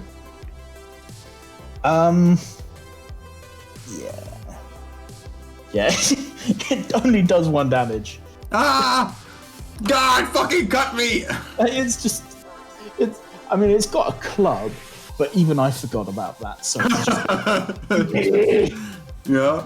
Real quick, is that being like that damage? Is that being marked down in stamina or hit points? so that will go on your stamina. Oh, I'm looking at stamina points. Current 7. All right. Shit. -1. I'm just holding it. It starts jiggling around, and then it actually scratches me. Like it manages to get into like a weak spot of the armor, or maybe a hole between the two plates or whatever. Yeah. And it just gives me a little nick. and I see the blood squirt out, and I'm like, scratch me! And I throw it. That's not your turn. No, And I will throw it next turn, do not worry. now it's top of the round. Okay. The drone will float around. But I'm going to noticing that he's got it grappled. I will run up to it. 5, 10, 15, 20. And I will see it like wriggling and them having like a little bit of a scrap. Yeah. And then I will say, keep hold of it! We must disarm it! And Roger that. I want to like try and grab its weapon. Yeah. It flails you, hits you in the face, and you die instantly. End of the game. Yep. So is it holding its gun? Has it dropped it? Like, where is it? Yeah, It's got this little club. Yeah, it's got a tiny little energy, like electric pistol and a club on it. It has 6 arms, right? According to the pictures. Yeah. Yeah. It's handy little bastard. And I will say, we should detain it. Don't kill it. And then as he says that, he literally holds like a pulse pistol at his fucking head. But yeah, I'm gonna shoot it with my pulse pistol. Okay. Point blank range. Dude, if you fuck this up somehow, if you shoot my hand, I'm gonna let it go. Because it's not gonna drop its stuff freely, so I'm in fact I will step back 5 foot and then shoot it, so that if it does, like, I don't get disadvantage from point blank Being too close, yeah. but also it can't hit me with this club next round. And then I'm gonna have my drone move around to there, but I'm going to attempt to shoot it. Critical miss, hit your drone, drone explodes. Ranged attack +5. 19 plus 5 is 24. Damn! Oh yeah, that will hit. Blows his brains right out by mistake. Uh-oh. 3 points of energy damage. Ooh. And because it's such a nice hit, can that do a little bit of a critical? Because it hit him right in the face. I mean, Beg the DM for a critical run. That's not No. how that works. not how Please, that Daddy, please. works. No. It's also non-lethal, by the way. I can't kill a creature using this. It's just, you've just smacked it quite square. It's, I imagine it's similar to getting electrocuted. Yeah. Does that also shock my friend? That's holding it. Since he's holding it, yeah. Does it also hit him?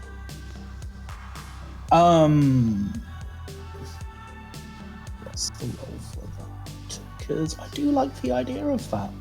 Uh-oh, why? Why is this always my fault? What happened? Yeah. So, Buck, can you make me a fortitude roll? Why not? Okay, so that's going to be 1d20 and then fortitude. Give me 20 minutes to find fortitude. 1 moment. On your saving throws. It starts with an... Oh, thank God, because I was looking at the wrong... I was looking at skill checks. Fortitude, base save 2. What does that mean? Total 3. I got a total of 3. So does that mean I just add 3 or... Yeah, add 3 to your roll. So I got 9 plus 3, 9, 10, 11, 12. I got 12. What's... I'll share what I've got, because I think I might be reading the wrong that's thing. alright. I'm just trying to think. You how just to- add the total onto Yeah. whatever. Okay. Yeah, I'm gonna say you're all right because I got extra padded armor, yeah. Except for that little hallway scratch me. Yeah, you're fairly good because You. It's not a direct shot on you, is it? So it's you've probably got some like rubber undersuit on under your armor anyway, so you're fairly safe. Because this isn't the cheapo armor, this is the premium grade armor. It comes with that kind of comfort lining. Mm-hmm. Yeah. Bit of silk in the jock area, yeah. It's a level 1 armor, right? You didn't just buy a level 5 armor? No, it's only for level 1 armor. Okay. But yeah, it's now on to Merlin. I mean, is it still up? Yeah, it's still going. It's it's flagging a bit. It's just like you fuckers. Oh, I'm gonna quickly say at the end of my turn. Someone bind it. Oh, I have one of those. Hearing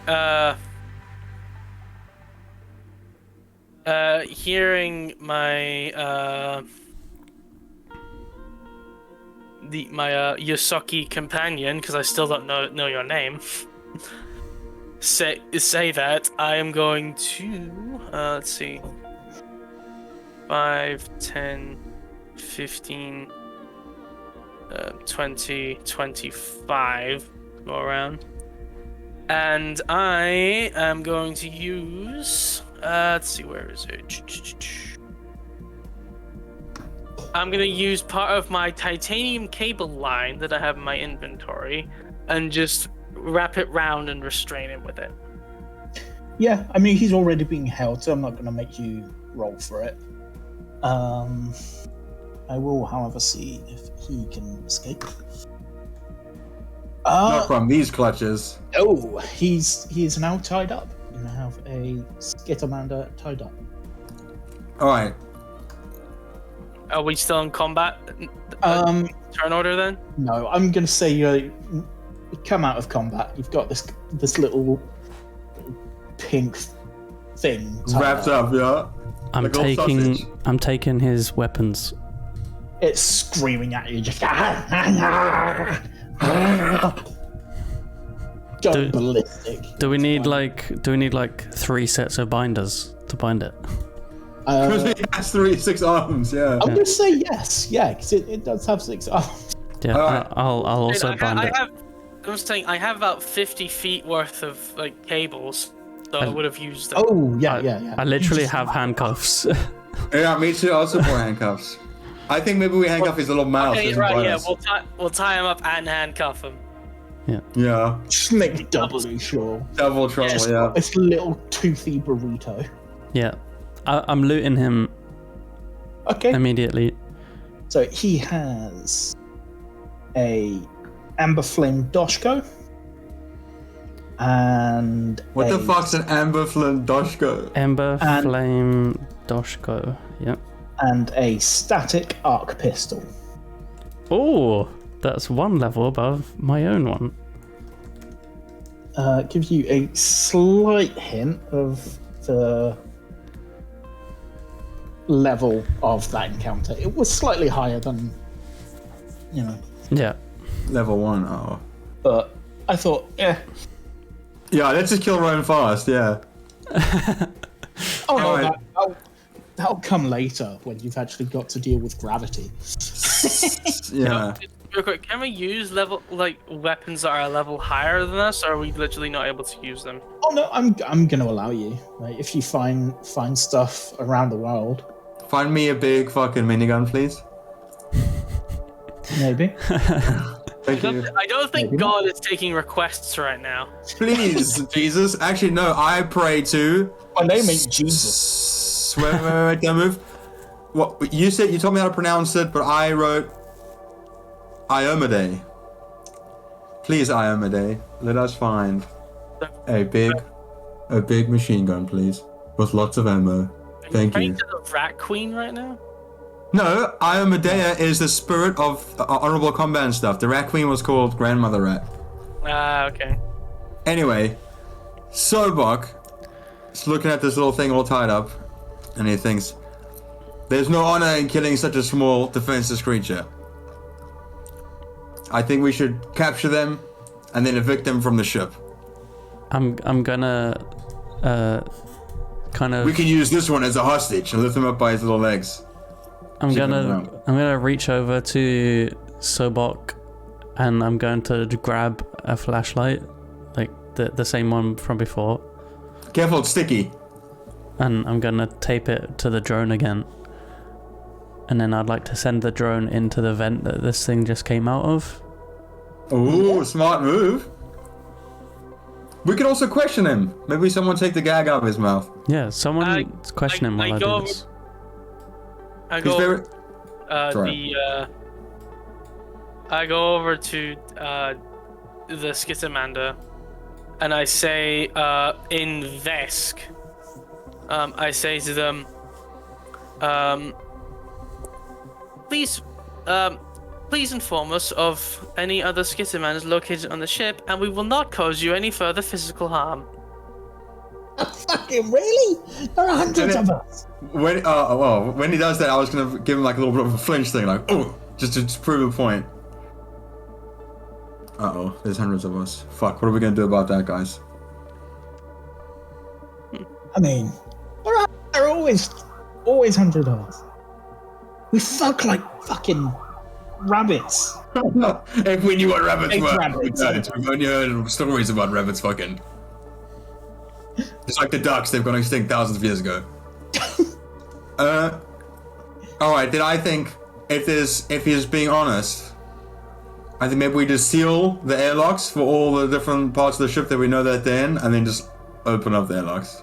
I don't know, that's what I think. I don't want to have to fight these things, especially if they got weapons, and each one can hit me and crack my armor. This is very expensive armor, guys.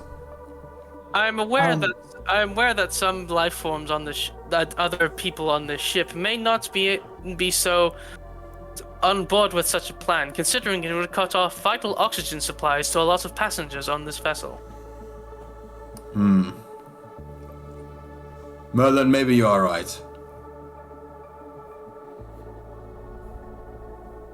That's all I got, sorry. Perhaps if we are able to discover the location of this creature's den, perhaps we may be able to help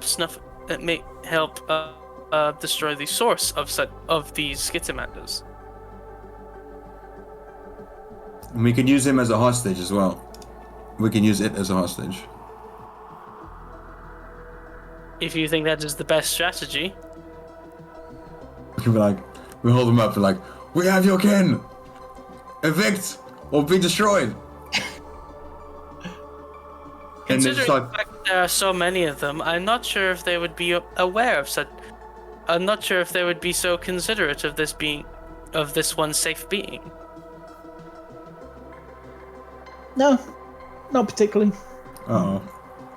You know, we're fucking just pack hunters.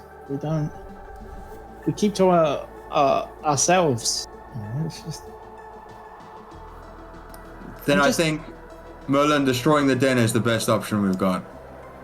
Very well. Does anyone? Please tell us the location of your den, and we will not cause you any further physical harm. Just. I'll do another flinch move. He's all tied up, he can't go anyway, he can't even flinch, and we're like... Just as you're interrogating the Skittermander, there is the entire ship jolts as if hit by something. And even the Skittermander's like, oh no. And in the lower decks, especially, the normally low amber lights go out. Only Oh my god! It's my flashlight's time to shine! Only small red emergency lights remain. And as the three of you are looking around to see what's going on, there is another massive explosion. And the whole ship seems to shift. And immediately over the loudspeaker comes a order to evacuate, which to all three of you seems odd, because as far as you were aware, you guys were in transit. You weren't in, well, real space. So for a sudden evacuation order to be called seems at least a little bit odd. Mm-hmm. Especially that you said that we were in slope space or something like that, and therefore if we actually peek out a window, see what's going on, we're gonna lose our minds. Okay, well, with that news, obviously we're not on the same floor as where the evacuation ships are, right? We're gonna have to go back up to where we came from. I mean, there are signs and things for escape pods everywhere, so that's, you know, like, they don't get used very often because, like, this sort of space travel it has its dangers, of course, but over, you know, generations, for the most part, things don't tend to happen. Mostly. Sobok doesn't like space. I reckon we evacuate now. I imagine, just like go back, I imagine similar kind of thing is just flying in a plane in modern time. There's a very, very, very, very, very minimal chance you'll crash, but there's always the possibility. Yeah. But So, yes. As soon as we threaten with death, I no longer care about this little creature. I think we should get towards the exits, guys. I implore you to bring the creature with us. By I was just gonna head stump it and then just walk. It'd be fun. Sobok, we should spare it and bring it with us. Is that particularly wise decision? It was just trying to attack us. It scratched my armor. It was defending itself. It said that it lived here, so we kind of intruded, I think, was the motive. I hate to admit it, Very well. but I agree with the stocky. I go over and just like pick it up as we start running towards the escape pods. Good, because I didn't want to have to carry that thing. okay, I was gonna make him carry it, dude. And he's like this big. I'm gonna recall the drone, and then the drone is gonna like dock again. yeah. I'll take the flashlight. I keep taking it off and putting it back on my little character sheet. Yeah, I need like a flashlight mounted to this thing so that I can see properly. It's extra sticky now. Double sticky. Maybe I should just buy a spotlight and have it attached to it. Or you can just take my flashlight, perhaps if you ask me very nicely, and then jiggle it around so it works.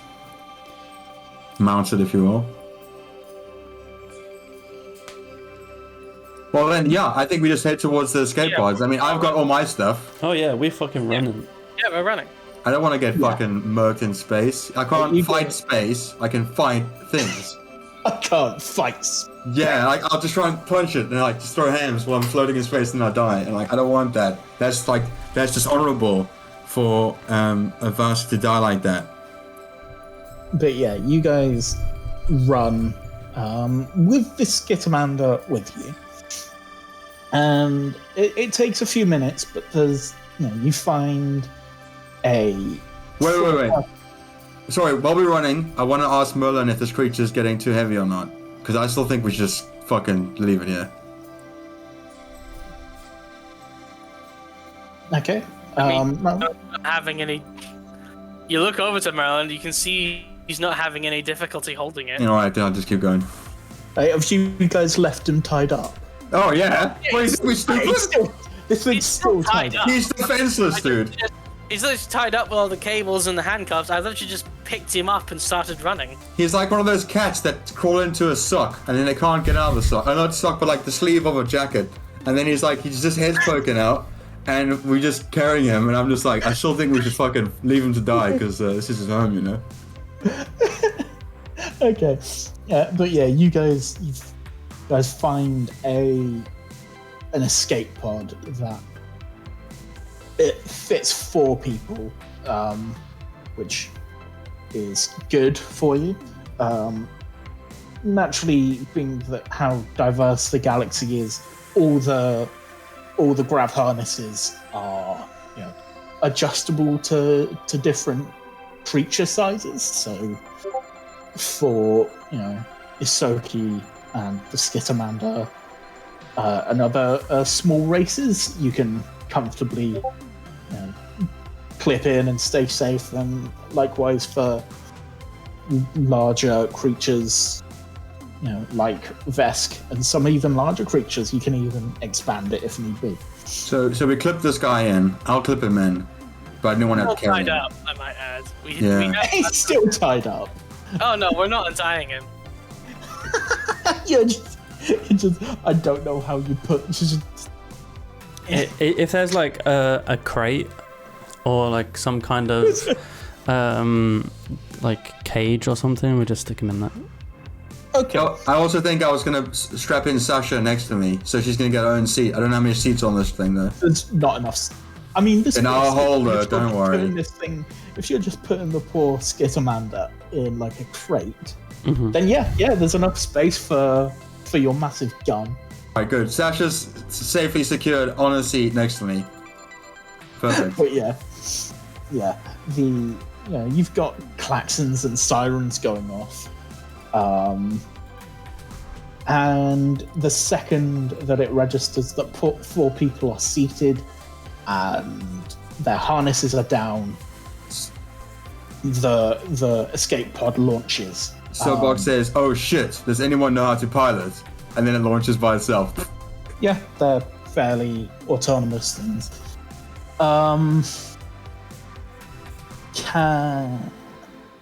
Especially at first, it's moving at some clip, because as far as the escape pod system is concerned, something is going horribly wrong with the ship up there. So can you all make me fortitude saves? That's D20, right? Yep.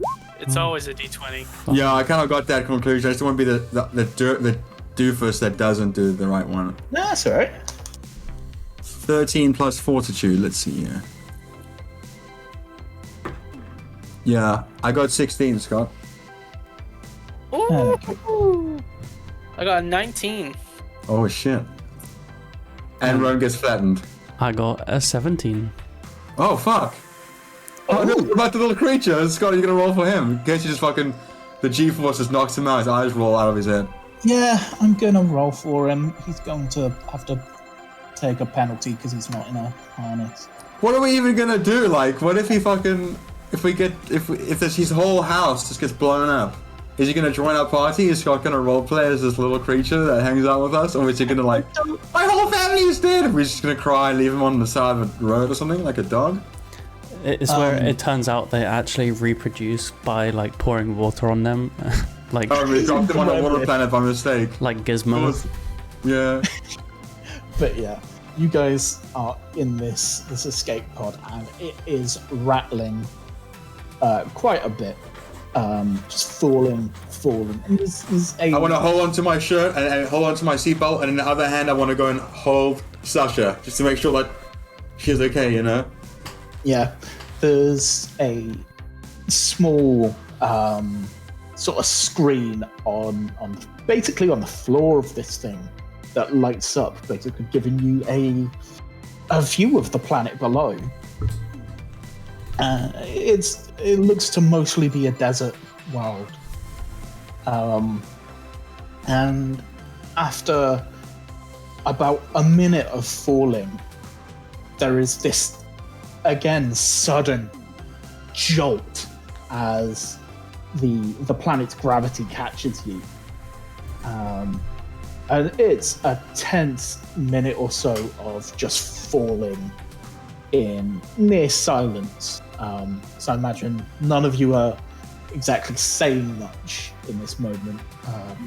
Maybe someone could scream in fear or something. Marvel quipping right now. I feel like Mince has just passed out.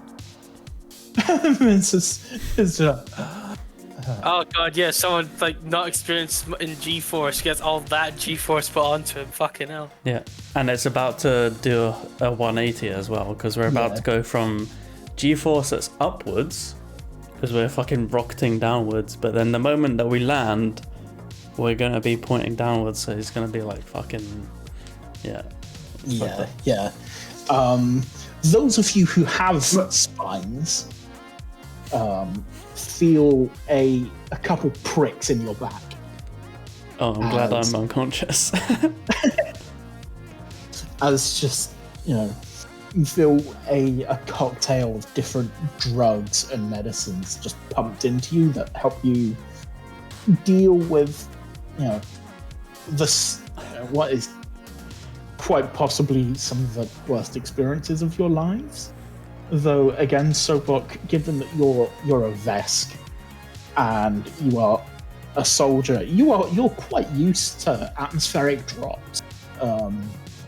Even just doing training, like this is it's not comfortable, but it's you're fairly used to this sort of thing. I could scream out that I'm sitting there and I look over and I see the Yosoki is all fucked up, and then I'm like, Merlin, the little Yosoki is not doing too good. You think he's gonna make this? It's just like...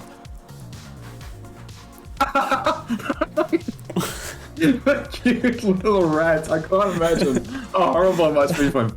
Can I reach over and like grab him or hold him up or something like that? Observations are indicating that they're still breathing. With luck, he should still be able to survive the...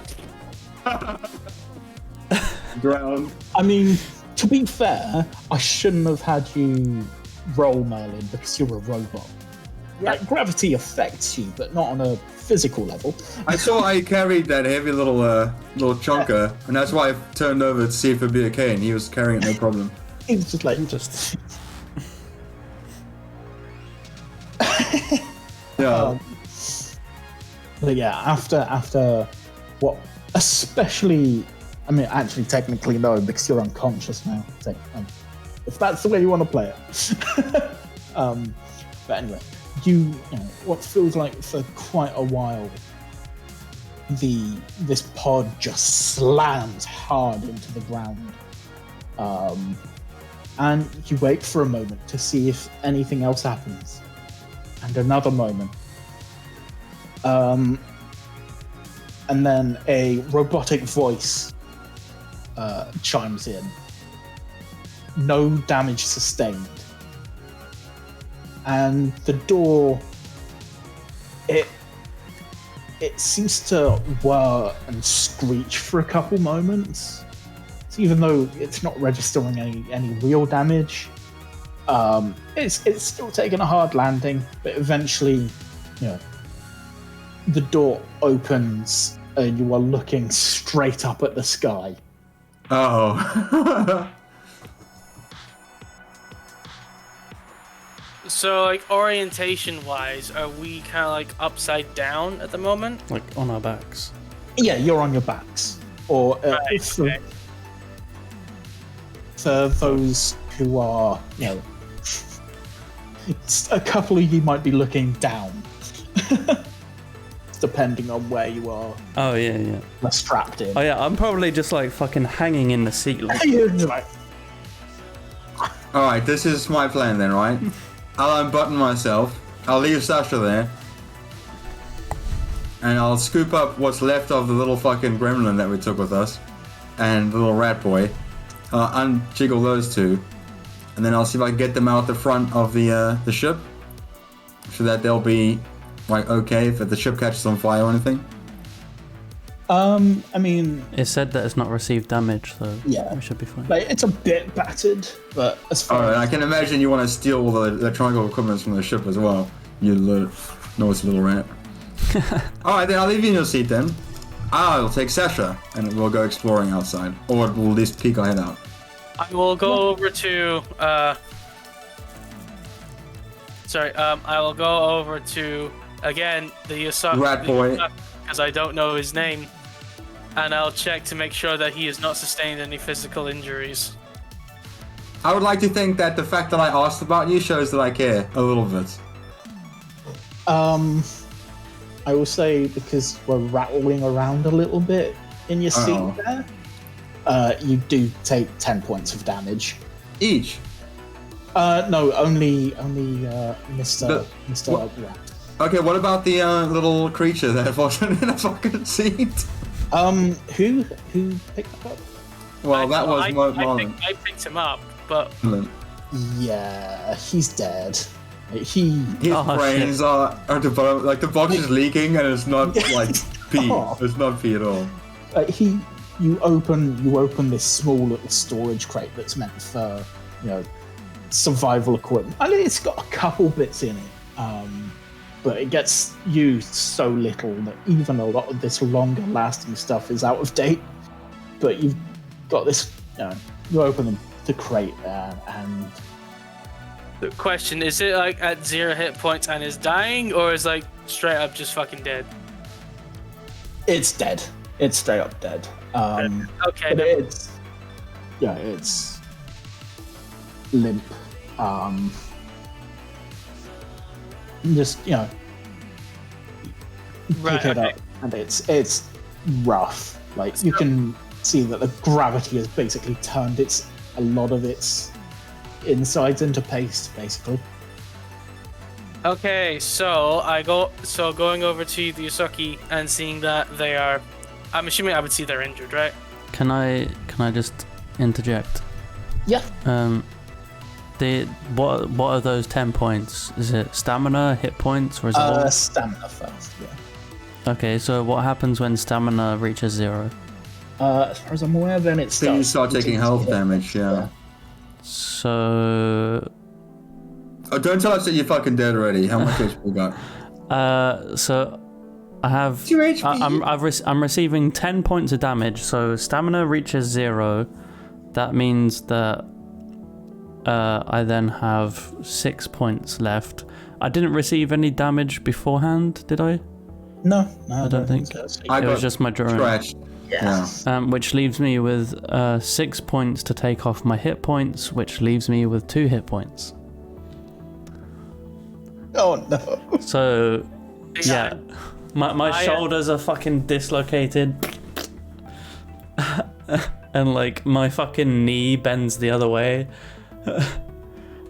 Okay, Like, so Marvin, he And looks a bit fucked There's up. blood dripping from my mouth. as soon as I'm seeing this, I'm going over to him and I'm casting Mystic Cure. Whoa! Ooh. I'm so glad we brought Marvin around. Marvin, what are you doing? Okay, so I go over as soon as I go over to him, and it's kind of like I basically just hold my hand up to his chest, and you see like kind of like green, kind of like the air around it starts glowing in a strange kind of way, and as you see like a green light kind of enwraps the body, and it starts putting all the pieces back together and starts stitching like muscles and bones and that into the right places. Okay, so I am casting it because I'm special. I have a 3rd level spell slot, and I'm going to cast it at 3rd level. So Okay. give me one moment. Let's see. Okay, I need to do a bunch of math on this. One moment. Please don't do meth while you're trying to save my life. Let's see. That's a 7 plus 7 plus. Let's not get this too demonetized, please. Anytime now, I can't hold this pose very longer. Hang on, just 2 more rolls. Jesus Christ, I'm rolling really fucking high. And plus, okay, 1 more roll. It's just plus 2. So that's plus my modifier. Jesus. Okay, so that gives you a total of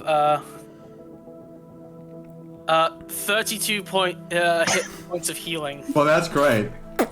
Oh fuck! He's actually more alive than he was before. I see what Marvin's done, and I'm like, Marvin, robots can't use magic. What kind of pleasure bot are you?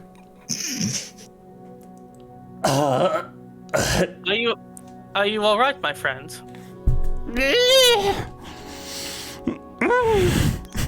Oh no, it's loud. Yeah. What was it, like 32 hit points, you said? Like 32 points of healing. So 6 gets my HP up. Do I regain stamina if he continues to heal me past that or not? So 32, I don't know exactly, but with that much, I'm gonna say yes. Yeah. Okay, sure. So, you like tripled what was needed. You unfucked him real good, Marvin. Yeah. And you took no damage either, did you, Marvin? So. No, so I don't get. I don't. I'm pumping it all into him. And then suddenly, like, the fucking drugs from the spinal fluid kicks in. Is like, oh, what the fuck happened? It is good to see that you have. It's good to see that you have not perished from our landing. Unfortunately, I cannot say the same for our Skittermander friend, Skittermander companion. Oh, I'm gonna like slam the release button on my chest, and like drop to the ground.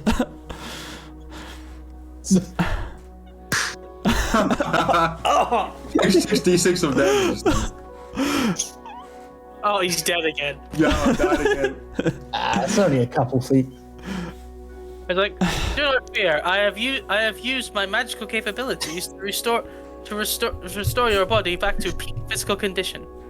Though I do love the idea that Merlin healed you without taking you out of the harness. Yeah. You're just dangling there, and he's just like. Just realigns all my fucking bones and shit. You fall and just break both your wrists. Yeah. So look over.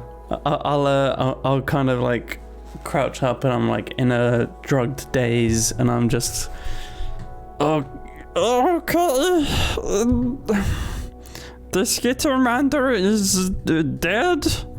Unfortunately, they did not survive the landing. I don't really give a fuck, to be fair. Where is the precious? I'm gonna go like to another cargo like crate thing, and I'm just gonna like pull out my stuff, and I'm gonna like examine my drone. Damage, the dents, yeah. Sobok wants to look over at Merlin and just be like, robots can't do magic, what was that? And you're not a normal mercenary. Well, my capabilities are thanks to the Prototype. thanks to the works of the scientists at the Starfinder Society. They created me for the purpose of being capable of wielding magic. That's the first I've ever heard of that. That's the first I've ever heard of that. As far as I am aware, I am the first and only being capable of doing that. Hence why I am still just a prototype. And you just thought you would join up with the mercenaries? That is what I was instructed to do. I was instructed to join the forces of the Starfinder Society so that I may continue to grow my potentials for magical capabilities, and also to possibly help learn about the fading of magic in this universe. Oh, I see.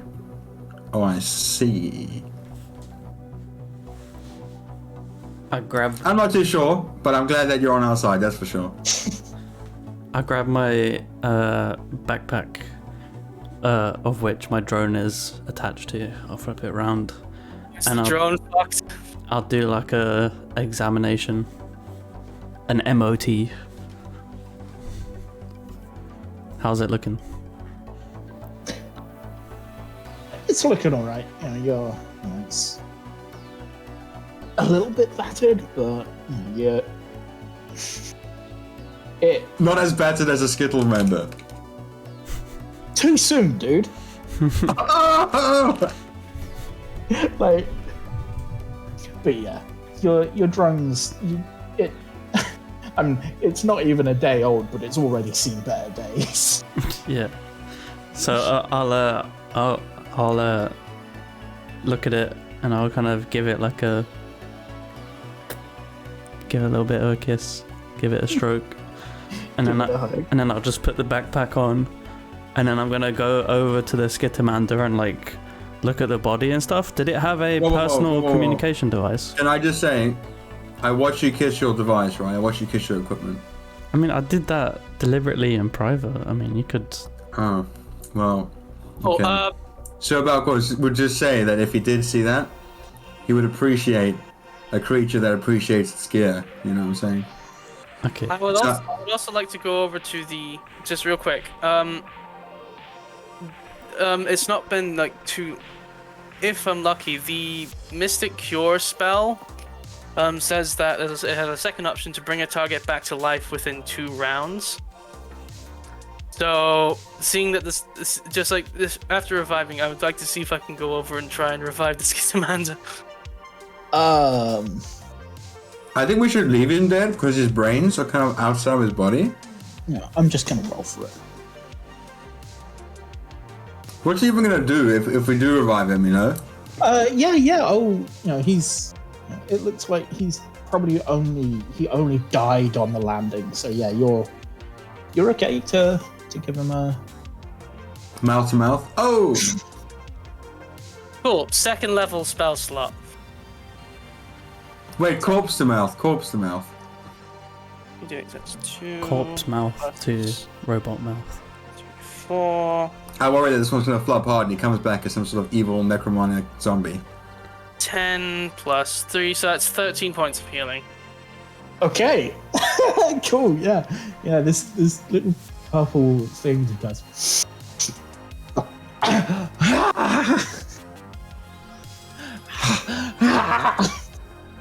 It just sits. Oh fuck! I just realized I wasn't talking. Sorry. Just the fact that he's still tied up, and he's like, I can't move my legs. Oh yeah, it's like. Yeah.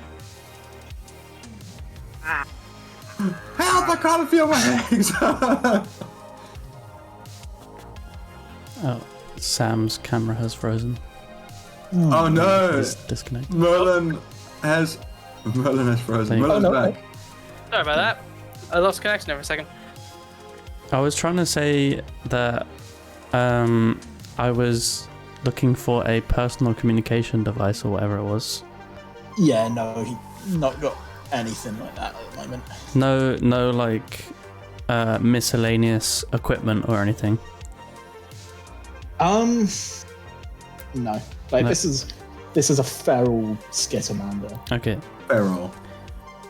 But he can operate a gun. I mean, yeah, it's not very hard. No, it's just point and shoot. Hello, I have reconstructed your. I have used my magical abilities to bring you back from death. Thanks, I guess. Wow, another mouth to feed. Considering that we have left you, considering that we have now left the ship and you are off, we have now completed part of our task to remove Skittermanders from the ship. So therefore, you are no longer a threat to us, you are no longer a target to us. If I release you, will you proceed to not cause physical harm to me or my companions? Everyone I know and love is dead. So guess what? Oh, that's horrible. Very well, and Merlin will proceed to remove the restraints from this creature. It's all 6 of its arms just like. I'll take my binders back, thanks. Oh yeah, I give the binders back. So. Well, I think we should see what's on the outside of the ship. And the fact that we're in a 90-degree angle doesn't make me think that's done a very good landing, you know? I mean, the sort of hatch has opened for you. So I'll grab Sasha, strap her to me, nice and tight, and then I'll make a move to view out what's going on outside. As he starts doing that, I'm going to like climb up him and get out as he like reaches for the door. I'm gonna choose, not to bat him away or anything. I have just seen him almost die, and I do feel I have a weak spot for that. Almost dying fluffy creatures. Okay. I'm just going to use him as a ladder. Yeah. So, all four of you climb out of the escape pod. And all you can see for miles is just sand. It is hot. I fucking knew it! Dry. It is. The gravity on this planet also is slightly higher than Terran gravity. So it's roughly 1.3 G. So that might affect someone. That's still 1.3 G more than I'd like, to be fair. I mean, it's at least 1 G more than you're used to. But yeah, it's rough for you. It's also boiling hot. So, Yikes. but on the horizon, you do see some sort of structure. It's, it's fairly big, but it looks like it's a good few miles away. But there's something over there, and seeing as you guys are now stranded on an alien world, that at least for now you don't know, if it's part of the Pact world or if it's known to any of the Pact worlds or the Starfinder Society. You're stuck here for the time being. And Soapbox sees refuge. I think we should go that way. yeah. Let's see if we can find any supplies on this dropship. Agreed. It is imperative that we find a source of food and water to keep your bodies alive. Oh yeah, I just realized I didn't have to eat. I will eat Marvin's rations. Merlin's rations. Merlin never came with rations. Well, whatever we find, I'll divvy it up and I'll have Merlin's rations. Yeah. Gotta eat a big and strong lizard. And that's where we're going to leave the session. So I hope you guys enjoyed that. If you want more, then do the YouTube things, please, because we're almost at 30 subscribers and we're almost 2 years old. So that would mean a lot to us. That's more than my channel, baby. Whoa! Subscribe, hit the notification bell, all that stuff. Yeah, call to action shit. You know what to do by now. Interact. Literally interact. Apparently it helps if you actually ask people to do it, because then... It does. I heard about that as well. Please like, Yeah. comment, and subscribe. Deep. Hashtag deep, little kids. No! No, not deep in little kids. No. I meant like hashtag emotionally deep and hashtag little kids are separate hashtags. Okay, not deep in little kids. That's not good. That's not good at all. Please stop End talking. it. End it.